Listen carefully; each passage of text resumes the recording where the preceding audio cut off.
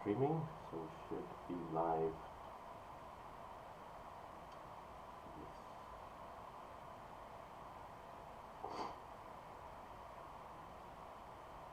Yeah, perfect. Hello, good morning. Hey, Augustus. So we're live on YouTube right now, as far as I can see. Let me bring this over here.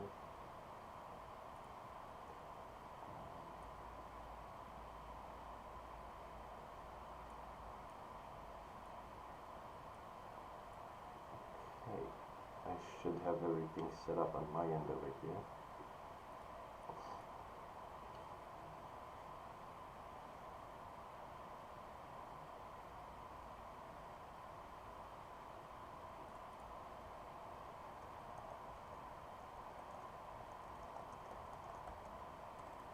Yes, let's do some fresh analysis. So for the people that are coming in on YouTube and everything like that, if you don't know, I'll be hosting the New York session, as Raja Banks is gone for this few days. People are on YouTube here.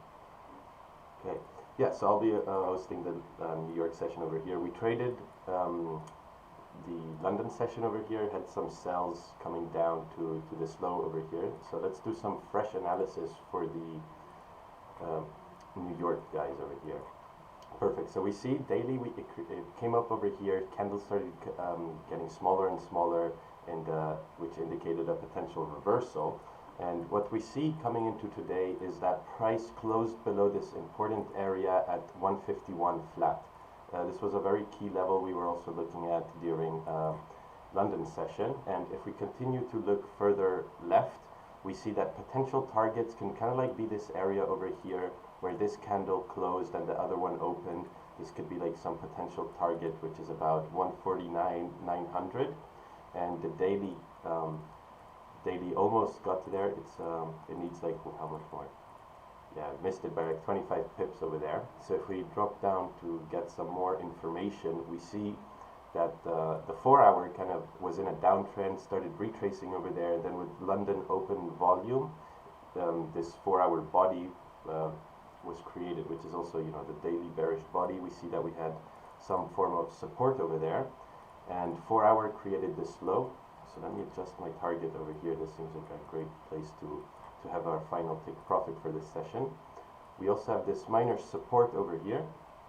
If we look on the lower time frames, so price is trending down. We created this low, and what we look for in a downtrending market is resistance to retest the low.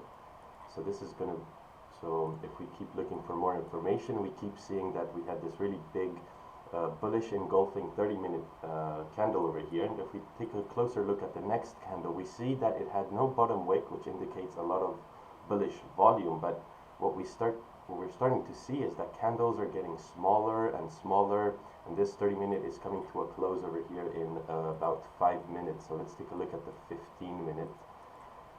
15-minute presents us with this kind of situation over here.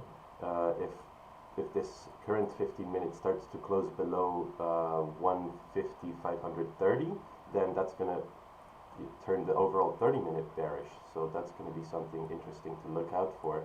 Something I'm eyeing is this support over here at 154.450, because what we might see is that price can kind of like wick down to this support and reject to continue going bullish. So that's something to keep our eyes open for. Okay. Sound not good. Sound is not good in the gulag. Okay. Yeah, I can see you quite well. The gulag is saying sound is not good. Interesting. Your voice. We don't hear you so good.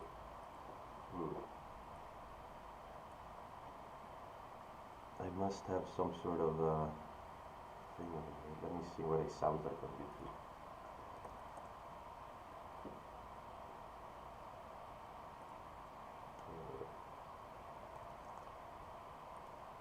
Yeah, this is the first time I'm hosting this session, so there's going to be a few hiccups over here. Oh yeah, that sounds a little muffled.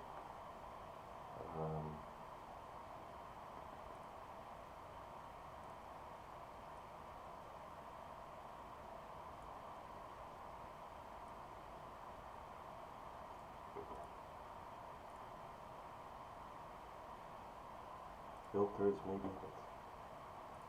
Yeah, I'm not so sure what I can do about that right now. But I think it should be okay. You guys can still understand what I'm saying and things like that. So as long as you guys can understand me, then we're all good. Right. So let me do it like this.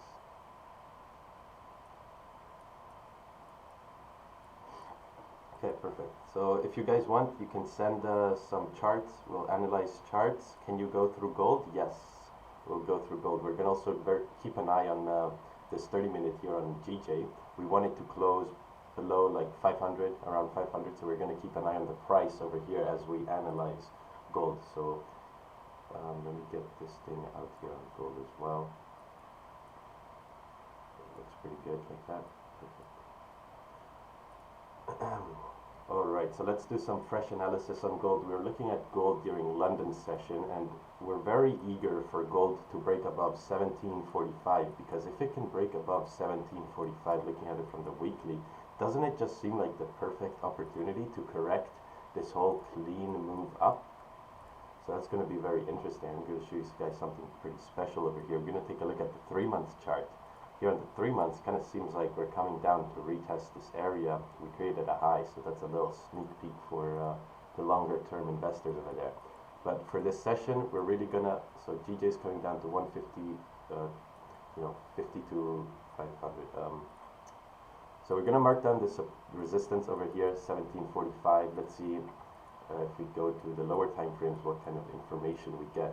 We see that daily is kind of wicking down to around 1734, so this must be some level of importance. If we go to look for more information, we see that we can adjust this level down to this support over here on the 4-hour, and 4-hour is practically in this range. It had created this high the other day and formed support to retest the high, but I guess there wasn't enough range to really continue bullish, and now we're trading right at this very strong 1745 resistance level. And what we were talking about in London session is that this is a very, very delicate situation, because even if on the lower time frames we start trading above 1745, there's a probability that the higher time frames like the daily, the 4-hour, they might reject and leave a wick. So it's going to be, we're going to want to see some very strong support or some very strong signs above this level to continue up, because we don't know if daily is going to close above and things like that. So let's go look at the 1-hour. We can probably, based on the 1-hour, kind of like refine this zone over here based on this 1-hour resistance over here. We'll draw it like this, put a line through it like that. And if we look left, we can sort of find our target. So we see that looking left, there's some sort of wicks over here at 1746,900. So that might be something to look out for if you're looking to take impulse entries.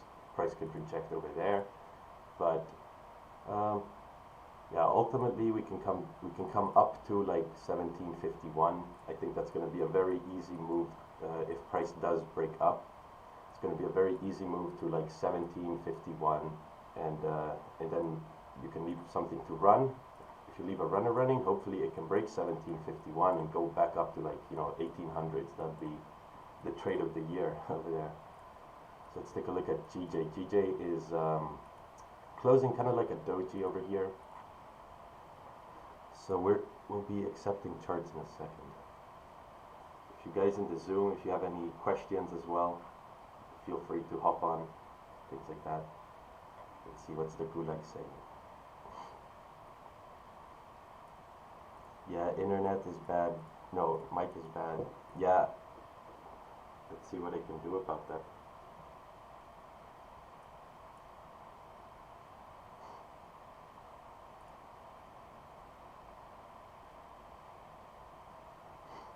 What do I think of sells below 150.450?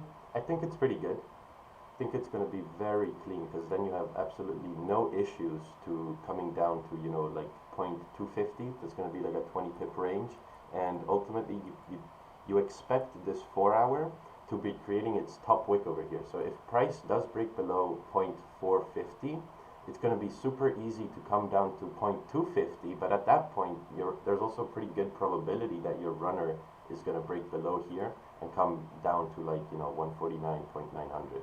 So that's something that's going to be interesting to see how this plays out with this New York volume.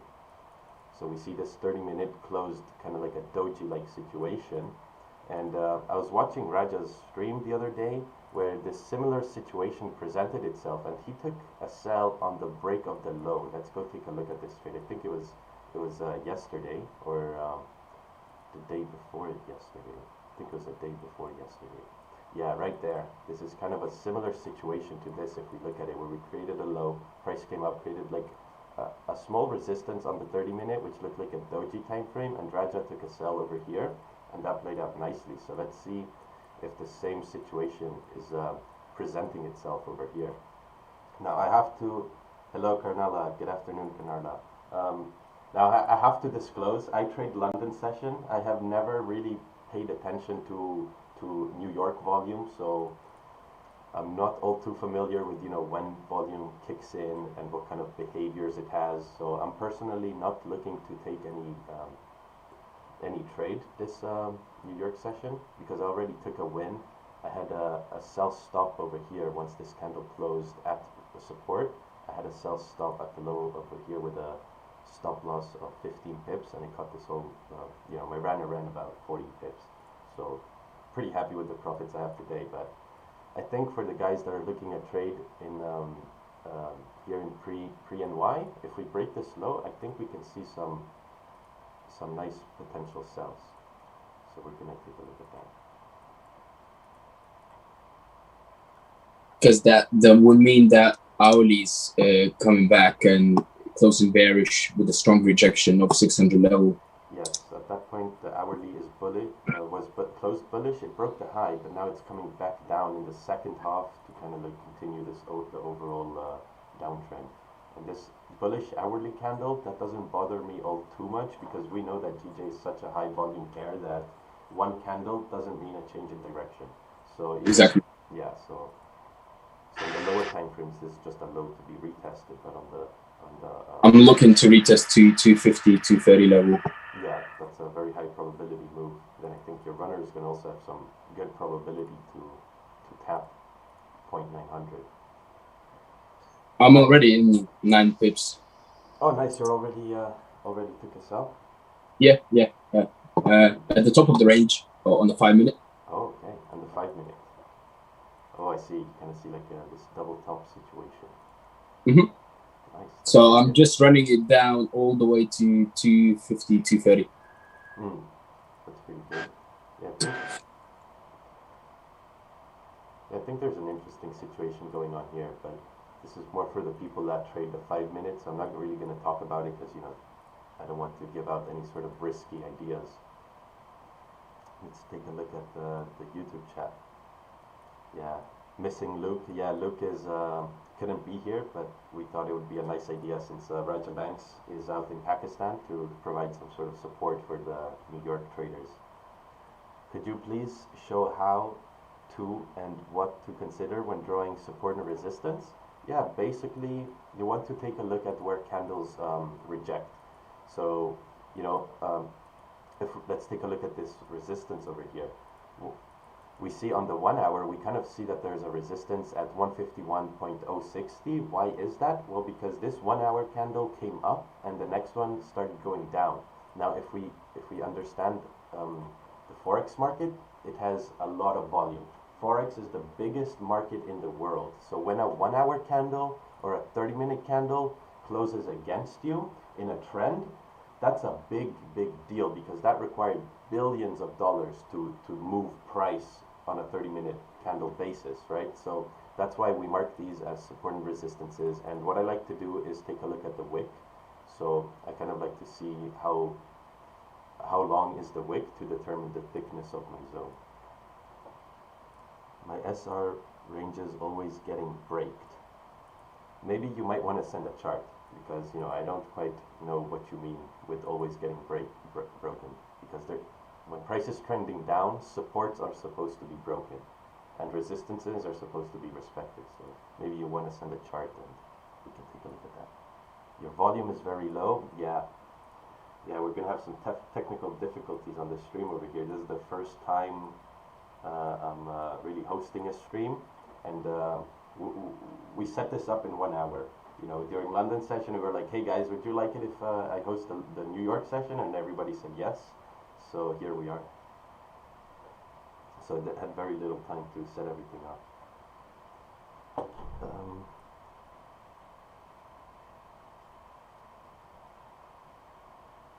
Oh, see, I can lower the zoom volume for you guys.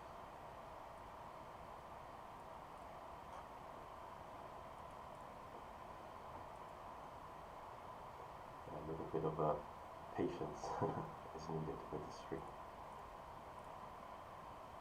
No, it's not the mic, because the people in the Zoom, they can hear me fine. I was speaking on the London stream as well, and the YouTube heard me fine. It's just my setup on OBS over here. Like it's this thing over here.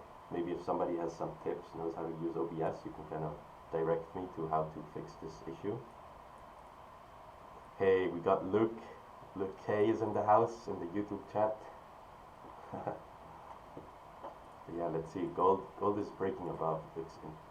Looks very enticing to continue up. So let's see. It's got a 50 pip range as well. Looks pretty good. Why are you streaming at this time, bro? Because it's pre-NY, bro. That's why. And Raja is away, so.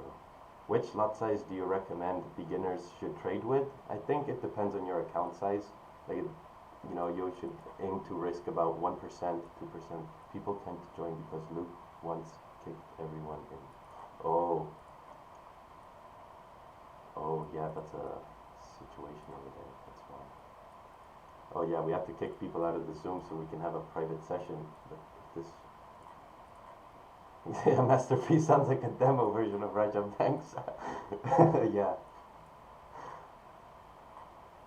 Very excited to meet Raja here in Pakistan. Oh, you guys are meeting? Nice. Sounds fun.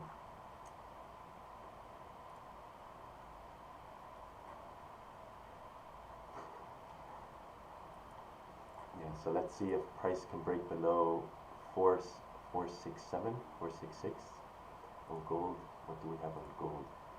So you've got the 30-minute, 30-minute had closed above. Let's see what it does over here, 1746, 900. This was like a rejection area. Maybe if you look in the 5-minute. Should come fill this wick, which is like 19 pips away. And then runners should run nicely to about 60 pips away. Yeah. We've got a chart from Karnala. Can you say your idea on EU sell? Sure, let's take a look on this chart. Oh, look at this. The candle didn't break the low and now it's going bullish. So that's because there's this support over here. So it's very important to be disciplined, wait for the right confirmations. Let's take a look at this chart from Karnala.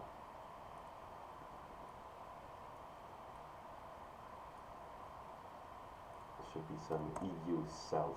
Oh, that's a wrong chart, but maybe I made a mistake. Maybe it's my fault. Let's see.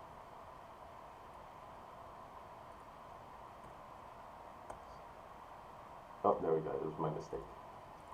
Sell stop at 1 point something. I'm guessing below the low.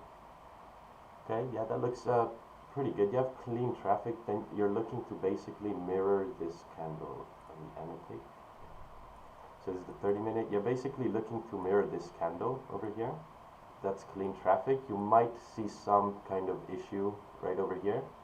That might cause you some kind of issue because this is also the euro against the dollar, and both are open at this time. So I don't look at this pair. So, but yeah, these are some kind of good targets to look at over there.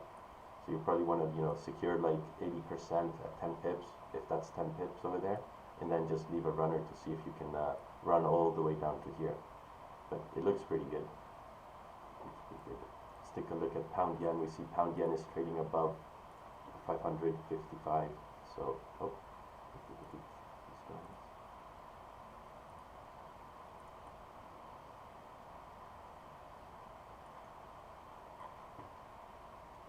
are you in gold trade? No, I am not in gold trade. But it looks very good to fill this week. and continue to 151,700. Back.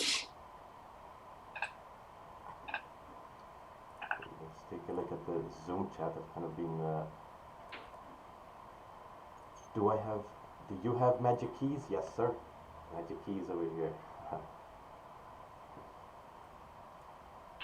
You're welcome, Fernanda. How many currencies do you focus on? I focus on pound yen and gold.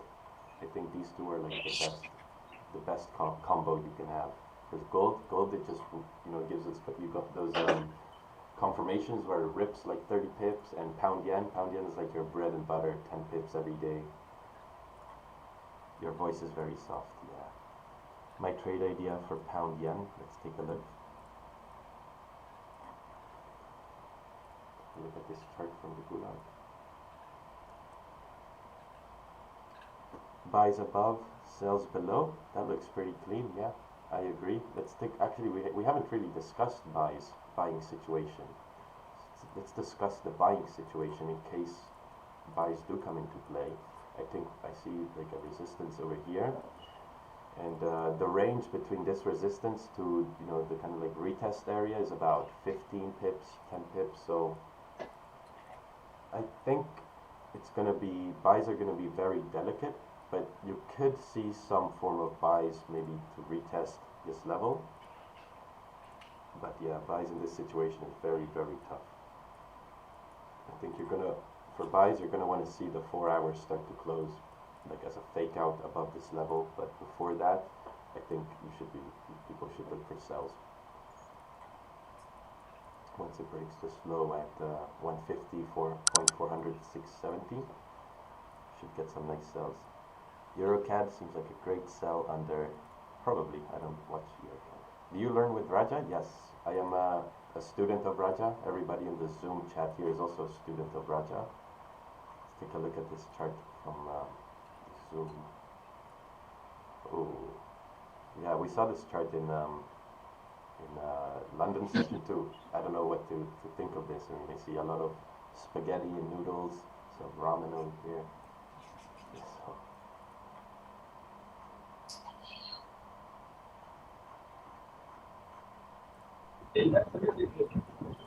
Oh, it's Luke. Check my WhatsApp. Let me check my WhatsApp. Change the volume with the volume mixer. Change the microphone. I don't have another microphone, man. Let's see. Let me see if I can put on some filters. Mic. Volume mixer. Advanced audio properties. Now, Master P, your mic is good. Yeah, for you guys in the Zoom, it's good, but for the people in the YouTube, it's not that good because apparently. Yeah, I've got some issue with OBS, but I don't know.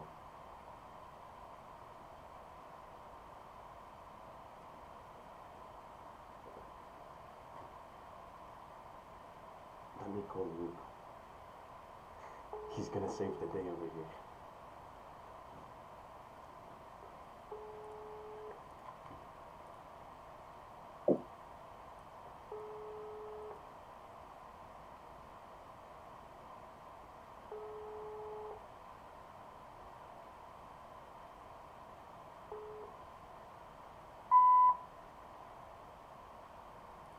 He didn't pick up. But, I mean, people can still understand me. It's just a little soft. It might have a little bit of static noise in the back, but yeah, we just got to deal with it. It's a little, yeah. I think yesterday Sacha had the same problem. Yeah, because, I don't stream every day, so, like, I don't know what settings, that kind of, what happened. So I don't know, like, what settings, are best for my microphone, Like Luke, Rajabanks, and people who stream every day, they've got that stuff figured out, obviously, but this got set up in about 1 hour, right, 1 hour after the London section. We're like, hey man, should we host New York too? And we're like, everybody was like, oh yeah, like, okay, perfect. Hey, Master P, what are your thoughts on pound AUD? Here is what I'm looking for. Let's take a look on pound AUD. There was a time where I traded pound AUD for like a day, took a loss, and then never traded it again. Take a look at pound AUD. Pound buys above 1.86, sells below. Yeah, that's really nice. I think sells are gonna play out very nicely here on pound. If I can annotate, I think what you can start doing is to maybe look for sells, buys above this level if it starts reversing, or this level. Let's analyze pound AUD, because I know quite a few people like to trade it. So here on pound yen, we still haven't broken the low, still no confirmation. So let me get rid of all these zones over here, because things start getting confusing at some point. Gold is starting to reject that wick. I think if we look left, there's these wicks, which is starting to have some issues at 1747. So I mean, if you took this trade once it broke this high, or once it came down to retest over here, you should have secured around 10, 20 pips profit, stop loss at break even. And now it's your runner's job to see if price will hit 1751. So let's take a look at pound AUD over here. How is the Zoom chat doing? Are you guys looking for anything special? I still see my zones. Do some top-down analysis. So pound yen is still not breaking lower. And pound AUD just looks so nasty on the higher time frames. But so we see weekly. Weekly is kind of rejecting some weekly resistance over here. So if we take a look on the daily, ooh, seems pretty interesting. So the daily is at support. We're at support. We created a daily support yesterday, but what it seems like it's more rejected rather than created support to go back up, and more rejected. So we're going to take a look at the lower time frames, and we see that the support lines up nicely with this 4-hour area over here. We see that the 4-hour came bullish with this wick and is now coming back down, so that's pretty interesting. Let's take a look at our targets. If price does keep coming down, where can it come down to? So we see that there's this support over here, but ultimately we see this much stronger support over here. So with volume, we're expecting like 1.79 to break, and to come down to like 0.79600. So many numbers in these pairs over here, and for us to come down to our ultimate target, it seems like we need to break below the support. Yeah. So we've got the support created over here, and if we can get a candle closing below this support, it should be, with volume, a clean move down in this 30 pip range. So that's going to be pretty interesting. See, we've got a little bit of rejections left, but I think that's going to be 9 pips in, 10 pips in, and then clean traffic. So yeah, this should be a rather nice clean move if we can close below here. Master P, how long you've been trading for? At what age did you start, if you don't mind? Oh, I don't mind. I got interested in the markets about when was it, like 17, 16, 17? And I got interested in like investing, and then from investing, I'm like, investing is pretty slow. You make 10% a year, 20% a year. So I started looking into swing trading, and I got consistent in, I started learning this strategy, supply and demand in swing trading. I kind of got consistent with that strategy, but then I realized, okay, I can't make a living with this strategy. So, and that was the time I met Raja, and I saw Raja, he was taking winning trades every day, and I'm like, oh, you know what? I could probably make an income taking trades every day. And so I've been with Raja for about 11 months now. It's pretty good. He's a nice guy, good mentor. Learned a lot. Another rejection at 1749.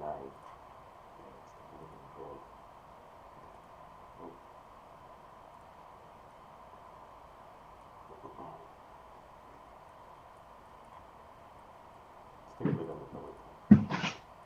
And you can see this candle rejected, but if this candle can continue bullish, then we should hit 1751 500. How old are you, bro? Right now I'm 19. I'm gonna turn 20 in August. For a pretty young soul compared to some other people here. Stephen? Yes? Sorry, there's some works going on here, so that's why I'm just typing. The chart I sent you, Yes. what you refer to as spaghetti, it's just a visual. Those are EMAs. So if you look at the top left, yeah, Exponential moving average, yes. exactly. So it's not it's not just me doodling. Oh, no, I know. So you have the 13 and the 21. So as price went or slightly over,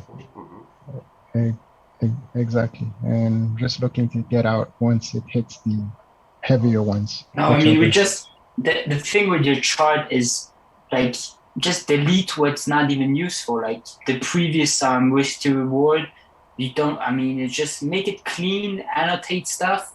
Just we were laughing, like making just a little joke because we don't trade like that. But it's just annotate some stuff onto it so we can see stuff and like talk about it.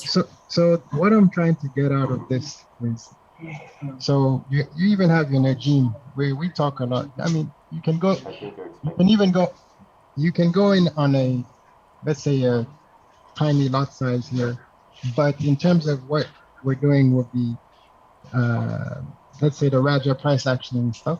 As soon as you have your evidence of candles closing the right way with the wick going down before entering and stuff, now you can enter. But this is a, let's say, broader indicator. It's not saying go for it, but it is preparing you for the trades that we're looking for in this particular stream. Yes, because it's very hard for me to figure that out based on this chart unless you come in and explain it to me.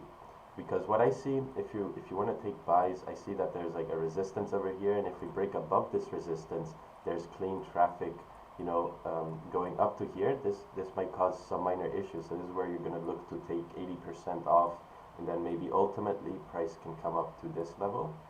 But I mean, having these indicators, I don't know, maybe it helps you, but me personally, when I tried that, it just confused the hell out of me. So like, maybe I can't keep track of too many things in my head at once. Yeah, I don't know. I got ADHD. That was just too much to focus on. I'm looking here, there, everywhere. Yeah, you know what? Let me show you guys what my first chart, and I think this is like, I think, well, oops. I'll show you guys what my very first chart looked like when I got into trading. Because I think in trading there's this misconception where it has to be complicated. Because people just don't believe that it's this easy to make money. It's like, oh, these guys, they just read candlesticks and volume times and they make money. No way. So you want to kind of like, when you get into trading, people kind of like want to overcomplicate things. They see indicators and they're like, oh, perfect, I need this indicator, I need that one, and if I combine all these, then I've got this winning strategy and I'll never take losses. But that's not the case. Like, look at this. This was my, like, this isn't even a joke. This is my first chart ever. I was trading US stocks, and I just slapped on all these indicators: Bollinger Band, support, resistance, MACD, stochastics, RSI, everything, man. So, but the simpler you keep it, the better it becomes. The simpler it is, the less things can go wrong, right? Where's the P? That's just one indicator. That's just one indicator? Yeah, the EMA. It's not crazy. I mean, no. If it works for you, then that's perfect.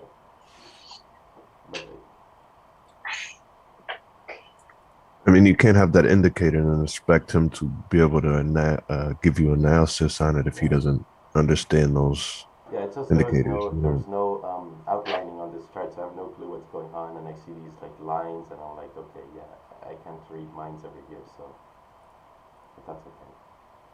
I know a lot of people that are consistent using Fibonacci's and indicators and stuff, but I never made it work. Everything on the chart to get a high winning chance. Yeah. Let's see, gold is rejecting this 1747 500 level. So hopefully people secured if you took buys. I missed this trade, to be honest. Like I was looking at the hourly candle, but I had no clue that the 30-minute closed above, and this looked pretty good for a quick buy over here. So, but it can pull it out. While using this strategy, what are the things to consider? That's a good question. I think the best things to consider is the trend, the higher time frame trend, the most recent support and resistances, and then and your targets. But I mean, obviously, that's a very vague thing. It's a very vague answer to a very vague question. Let's see. And clean traffic is also very important, I think. Looks like they just made its top wick on the 30-minute. Yeah, it looks like it created a top wick on the 30-minute, and but it's closing in 3.5 in 3 minutes and 50 seconds. So if it starts breaking the low at this point, there is a higher probability for price to close with no wick. I still wait for the previous 30-minute to be broken though. That's the only thing I'm waiting for. Yeah, so you're gonna enter here. Because on my terminal, it closed bullish doji, so I don't like it. There's a thing I saw too, is that the 580 level is the, like we talked on London session stream, is the wick from last week. So now it broke that wick, and now, I mean, it could still come back up to, but it's more likely to actually continue. Just looking at the 4 hour, how it broke it, and just in general, I mean, once it broke that weekly wick, I mean. Yeah. So you know what I see is over here we're approaching 1 o'clock my time, which is pre New York volume, and this candle is closing bearish. So what I'm gonna want to do is take a sell once this candle closes bearish, and anticipate it to come down to 27 pips. And I'm gonna take this trade live over here. And basically, because we're navigating in high volume session, I'm going to anticipate whatever crap we've got going on over here to just kind of break. Because whatever crap this is not present on the 30 minutes, so it must not be of importance. Also on the 1 hour, it looks like it's forming like a perfect setup to retest the low also. Oh yeah, exactly. This, I think, oh yeah, well, this 1 hour is closing bearish, is already closing in 2 minutes, but yeah, it looks good. Yeah, most times this is what you see. You just see a bullish 1 hour, and then the next one just boom goes back down. So let's see if this can close strong bearish. I want this 30-minute to close strong bearish, like above, yeah, like below these wicks over here. If it can close below there, below 510, 0.510, 515, it's going to be a very, very good sell. And then because we have momentum, we have trend, the higher time frames are with us, we expect these minor 15-minute issues to break. Because if these issues were important, you'd see them on the 30-minute. I still have my runner from up there on the London session. Oh yeah, you do? Nice. Yeah. I closed mine at 40 pips. I'm like, 40 pips? That's perfect. Because price, the 4 hour was closing, and with the 4 hour close, I'm like, well, price might retrace to form a resistance. Yeah, but I was expecting that. But looking at the daily was very clean, and I was like, I mean, it broke, like I said, that week on the weekly. The daily could easily now push down, close bearish, and get even more like downside. Yeah, exactly. So I'm gonna take this over here, get the magic keys up and running, calculate the risk and everything. I think take profit for me. My take profit is gonna be 0.900 down there. We'll see if we can break below here. But let's focus on our 10 pips first. So I'm gonna get. Yeah, price is breaking lower, short position, once this candle closes. Can you please explain that 4 hour close trade again? Yes, let's focus on executing over here, and then we're going to explain everything. See, candle is starting to kind of come up. Let's see where the 15-minute is going to close. If this candle closes above, then you just want it to break the low, right? So let's see. I'm gonna wait for it to flip bearish a little bit, because it's creating its high point right now. Once it flips bearish, then it can come and start driving down. Yeah, it's going to be my first call on the New York live session over here. Never really hosted a session before, so it's going to be interesting to see. It's a very high probability trade over here. So whatever happens, I'm going to be happy with it.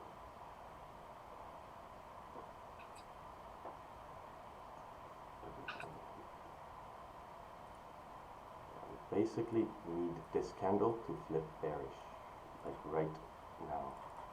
And I am in this trade. I took this trade, my entry price is 0.508. 0.508. Let me put in this thing over here. So all of a sudden it's so quiet. Yeah, the break of that 1 hour low is also a valid entry for. Yeah, I think it's going to be a safer entry at the break of the low, but I think this is fine. Yeah, or 30-minute low too. Yeah, stop loss, let me double check the exact price, it is 610, exactly 610. And, oh, what's this? Oh, this is get there. And then we're looking to come down to about over here. So yeah, see what are people doing in the gulag over here. Shouldn't someone like Kerwin, Mac, Sacha be the ones doing these streams? Yeah, they should be, but you know, we're doing them, so it is what it is. While using this strategy, what are the things to consider? Like one, when left side is choppy, not to enter the trade. Two, trading hours, like what else to look for? You know the vibe. Hey Luke, was that you? Yes, that's me. Yeah. What's going on with the mic? I don't know, man. On the YouTube, it's just not that good, apparently. Like, Well, if you go to the OBS and you go to sound suppression, if you click sound suppression and one other show the one. OBS on YouTube, right? I don't think there's any sensitive information. Yes, I think so. So if I go to sound suppression, Go to yeah. Yeah, right here. 1 second. We're just in a trade over here trying to figure out how to get this to sound nice. But oh yeah, let's maybe talk about how to manage risk on this trade. So basically this candle should flip bearish. It should break this low anytime soon. But if candles start closing back above this price, 0.510, stuff like that, then you're going to want to manage risk, because this, once this candle creates a stop wick, it should have no business coming back into this range. So yeah, what should I do with the sound over here, man? Like, look. Hello? Okay, so I got a question. Do you ever trade on a 5 minute? 5 minute? Yeah, I trade on a 5 minute. Okay, so now we got the on gold on a 5 minute. There's this support that I've been waiting for. Ooh, oh, look at that. Yeah. Forming, and it's starting to break it. Now, if it breaks, we should be coming up to, but the next wick isn't that far off. Okay, never mind then. Yeah, ultimately, with volume, gold should come up to 1751 500. 51. Okay. Yeah, 1751 500. This is going to be like a super easy move. This is going to be like the easy bread and butter move. But I think, looking at the higher time frames, like the weekly, and if candles start closing above 1745, then ultimately there's going to be a much bigger move, like in the upcoming month or weeks, to correct this weekly candle, the body of this weekly candle coming up to like here, coming up to like 1783, 84, and then maybe ultimately like 1800 and things like that. Okay. But that'd be a heck of a runner. Oh yeah. Yeah, GJ is going like we talked about. I mean, once this candle flipped bearish, it created its top wick. It's trading below resistance. What more do you want? What more do you want? Come on, guys. It's such an easy trade over here. This is a picture-perfect trade. So yeah, this is like the we were blessed with a Raja Banks trade over here. So now price is coming to this wick, right? If price doesn't break this wick and starts coming into drawdown or breaking its own high, then I'm going to close 50% of my position, because then we can say, okay, price came in profit, it met this issue over to the left, and it said, hey, my buddy rejected over here on the left, and if this starts rejecting too, then we don't want to be in that rejection. So I'm running up. Nah, you'll be fine. You'll be Yeah. fine. We're gonna break through that one. Yeah, exactly. And it's gonna break with volume and everything. So I'm up 3 pips, 2.5 pips. Let's see. I think once candles start to I think once candles start to break its own high over here, that's where we're going to close 50%, because it created its high and it's now coming down to create its low. We don't know where this low is going to be. Like, this low could be down here, could be over here. We don't know where it's going to close, but what we know is that once this high was created, it has no business coming back up and breaking its own high. So that's where we're going to close, manage our risk, and close positions and things like that. And because I've made money in London session, I've had a banger. I had actually, so what I did in London session, we took a trade over here. We actually had a buy over here. This buy got stopped out at -5 pips. I had a buy coming, I forgot, oh yeah, the exact entry price was 0.27, and it got stopped out over here once it broke this low, 15-minute low for -5 pips. I kind of broke my plan over there going against my bias, but then price gave this confirmation over here, and I had a sell stop at 6.650 with a stop loss back in the range, and I cut this move, which got me up 1.5%. So what I'm going to do, once this goes to 10 pips, I'm going to secure maybe 50%, only 50% at 10 pips, put my stop loss to break even, and see if we can break this support down here at 0.50, 0.250. It's going to be an amazing trade over here today. We're running up 5 pips, 5.5 pips of profit. So everybody that was complaining earlier on that I'm too young or something like that, how is that working out for you now? Man, the age doesn't determine your trading. Am I still too young? I don't think you're too young to secure profits, right? Anyway, gold broke above. I secured 80% at 20 pips. Nice. Ooh, 20, nice. Yeah. Nice. Because I told you I was still at that area that I sold. Yeah, over there. And I'm just letting this run. Yeah, it's beautiful. On the 5 minutes, so clean as well. Like, we had resistance turned support, candle break below support in an overall downtrend. 5-minute break below support. Next 5 minute came up to do a retest. Wake up, grab liquidity, and now boom, we're driving down. And this position is running 8 pips. We're talking about that with Augustus, like the 4 hour make its high, and Yeah. after just keep dumping. Yeah, now 4 hour, it's slowly gonna turn bearish, and because the 4 hour to the left is very clean, and the traffic is, it's perfect pretty much. I'm gonna look to manually secure over here. I kind of missed my exit, but once price goes like 9 pips and we close 50%, stops at break even, I'll just let it run. That's picture perfect trade, guys. Picture perfect. Couldn't have asked for a better situation. Oh, right. 30-minute close bearish, 1 hour close bearish, in a downtrend, 4 hours rejecting the 600 level. Like, the confirmations is just there. Picture perfect. I mean, yeah. Good We get some likes on the YouTube for this. Yeah, I totally forgot, guys. Guys, leave a We like. got 107, 410 people viewing. Y'all could do better than that. Yeah, come on, guys. We called out this amazing trade. It had 0 drawdown. I mean, just beautiful. Let me make an Instagram over here, flex on the gram.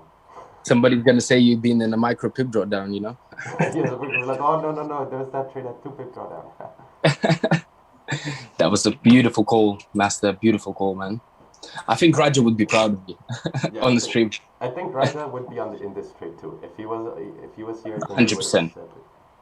I hope he's watching this. I hope I made him proud. Guiding people into profits, the market fluidity way. Let me make an Instagram post over here. This beautiful setup. Hey, what's good, guys? We're over here on the live stream. We had what's good, guys? We're over here on the live stream. Whoever complained that it's you doing the streams obviously doesn't trade. Yeah. I think they just come in for the signals. That's it. So they sort of like, Hey, oh, good afternoon, skeptical. Oh, guys. this It's good guy, over you know, here. doesn't trade this and is a that. rare occasion. He's We're young. trading the Like, how are you gonna come on T1 someone's stream session and over just here. complain? We've got 415 People. people watching us live. Yeah, This for is real. Okay, we insane. got runners, everybody. You know, Come for on. somebody who doesn't get much I already attention, secured this 10 is pips. a lot of attention. Done for the man. day. I used to be stage fright as a kid, but man, this is beautiful. Called out this winning trade over here. We secured profits, and yeah, this is gonna run all the way down here, and we're all gonna have a lot of money in our pockets. Hey, good afternoon, guys. Let's get over here. Yeah, it was a great session. So easy, just everything broken down. I love Master P. I love you, man. We're running 14, 15 pips. Beautiful. GEJ is taking a Nice, dump. these runners are going. Holy. Let's go. Oh. I hope people are leaving runners today, because man, like we said at the beginning of the stream, 149.900, and this support over here at 150.230, this should technically, theoretically, you know, break like a hot knife through butter, because you know this. Let's break this down. Let me annotate some things over here for you guys. Let me annotate. So we know that price, when it moves down in higher, you know, it makes a high, lower low, lower highs, and things like that. So this candle made a lower high than the other candle, and this candle made a low. So now we expect this candle to continue down to create a lower low, and that's why this support over here, it should theoretically, technically break with volume, because this candle still needs, this 4 hour needs to create its low. Needs to create its low and then close. So yeah, it should look something like this. Should look something like that. Let me erase that. I think we had a similar situation, like right over here. You see this candle closed bearish, the other one just went down, and that happened at the same time as well. So yeah, things just repeat themselves over and over and over, man. Just same. Oh yeah, this is a risk-free trade over here at this point, you know. Secured 10 pips. Let me write it down. Let me annotate it over here. GBP, JPY sells plus 10 pips with oh, how do I do that? Oh, right here. Running. Perfect. Yeah, so we got that over there. Beautiful. A lovely call on your debut. Yeah, thank you. I'm gonna send this to Raja. I'm gonna send it Oh, to like, hey Raja, you don't have to come back. You can stay in Pakistan. Stay in Pakistan, man. I'm taking over this. Yeah. No, but honestly, that was a good call with the explanation, and it just made all the sense, man. Yeah, we broke it down. At first, we were looking to see if price could break this low over here, and we were being very cautious of this support, because you have to understand, with impulse entries, price can reject at any, well, not any point, but like, you know, price can reject supports. So that's why at first I had this support drawn over here, and we were looking for an impulse sell. I was being very cautious. But once this candle closed bearish, I'm like, perfect. This shit goes out the window. This shit goes out the window. This shit goes out the window, and we can just move, boom, straight down to retest this stuff. So pretty easy day. Let's see what. Yeah, everybody liked the stream. Come on, man. We had such an easy trade over here. Everybody made money over here. Everybody except the people that do the opposite of whatever happened on this stream. You should mute people talking, mate. Ooh, well. Yeah, okay. You have some background noise. Let's take care of that.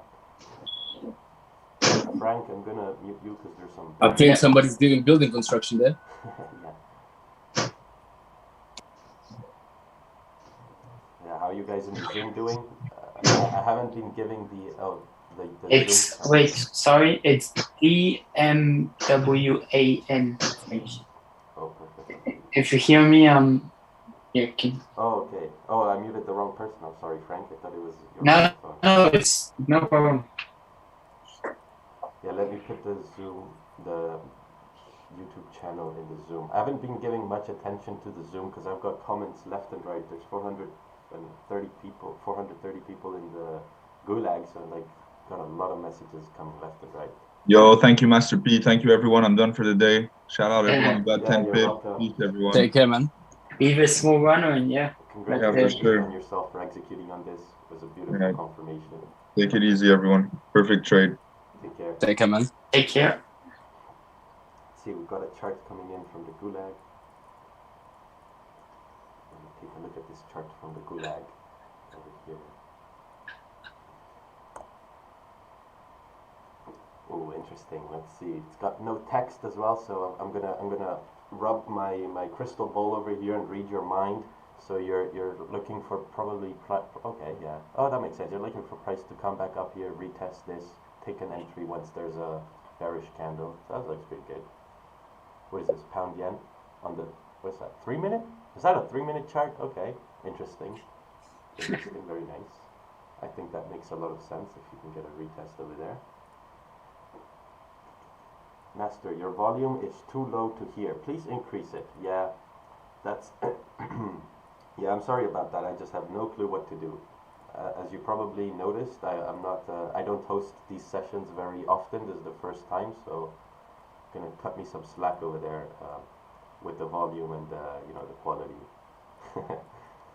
Hopefully this winning trade over here, you know, can help cut me some slack. Got another chart coming in from the gulag. Let's take a look at this chart. Let's take a look at this chart. Oh, I gotta get my crystal ball out over here and read some minds. Let's see. Again. So first of all, the chart is so zoomed out, I don't even know what a bullish candlestick or a bearish candlestick is, but let's take a look. Look, yeah, so it broke this line over here, and then if it comes back up, forms a resistance to retest the low, that should be pretty good. What pair is this? This is, oh, GPJPY 1 minute, man. Got a lot of, you know, very low time frame traders over here. We had a 1 minute chart, 3 minute chart. I think you guys should focus on the 5 minute at the lowest. And look at this move. Lower lows, lower highs, just so clean. None of these 5 minutes even have a top wick. Goddamn, so clean.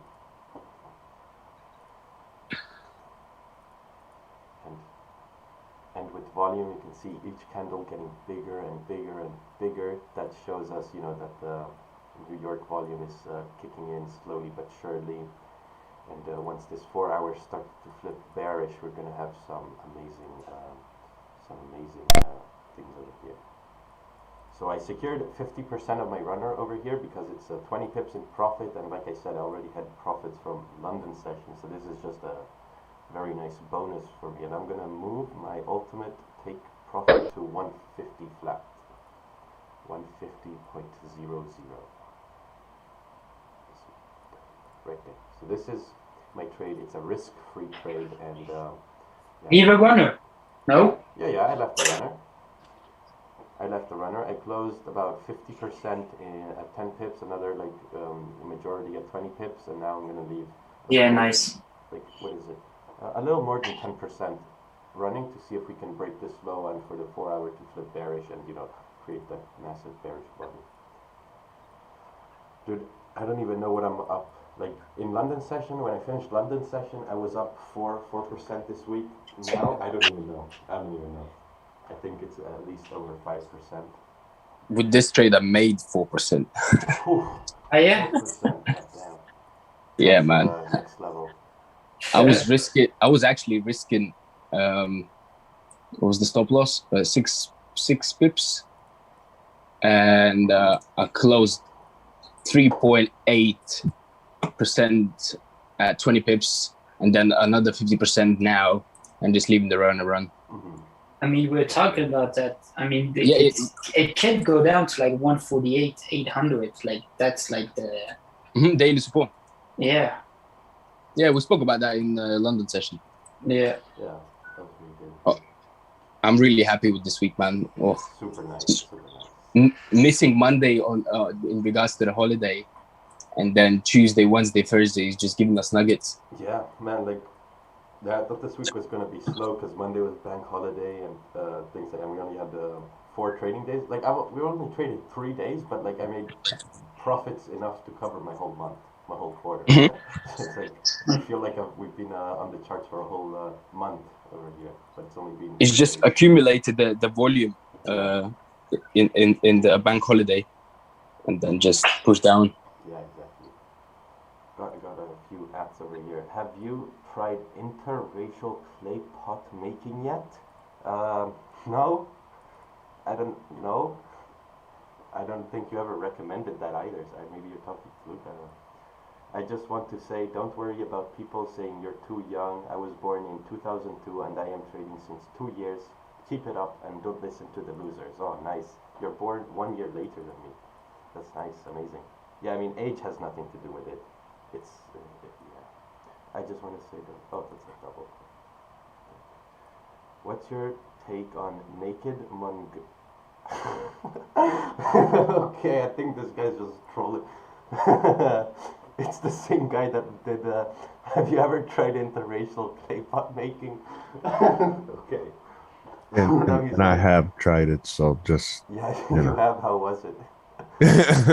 Got 3 kids out of it, so. Oh, okay. And now he's asking, what's your take on naked Mongolian mud wrestling? Oh man, you guys are so funny.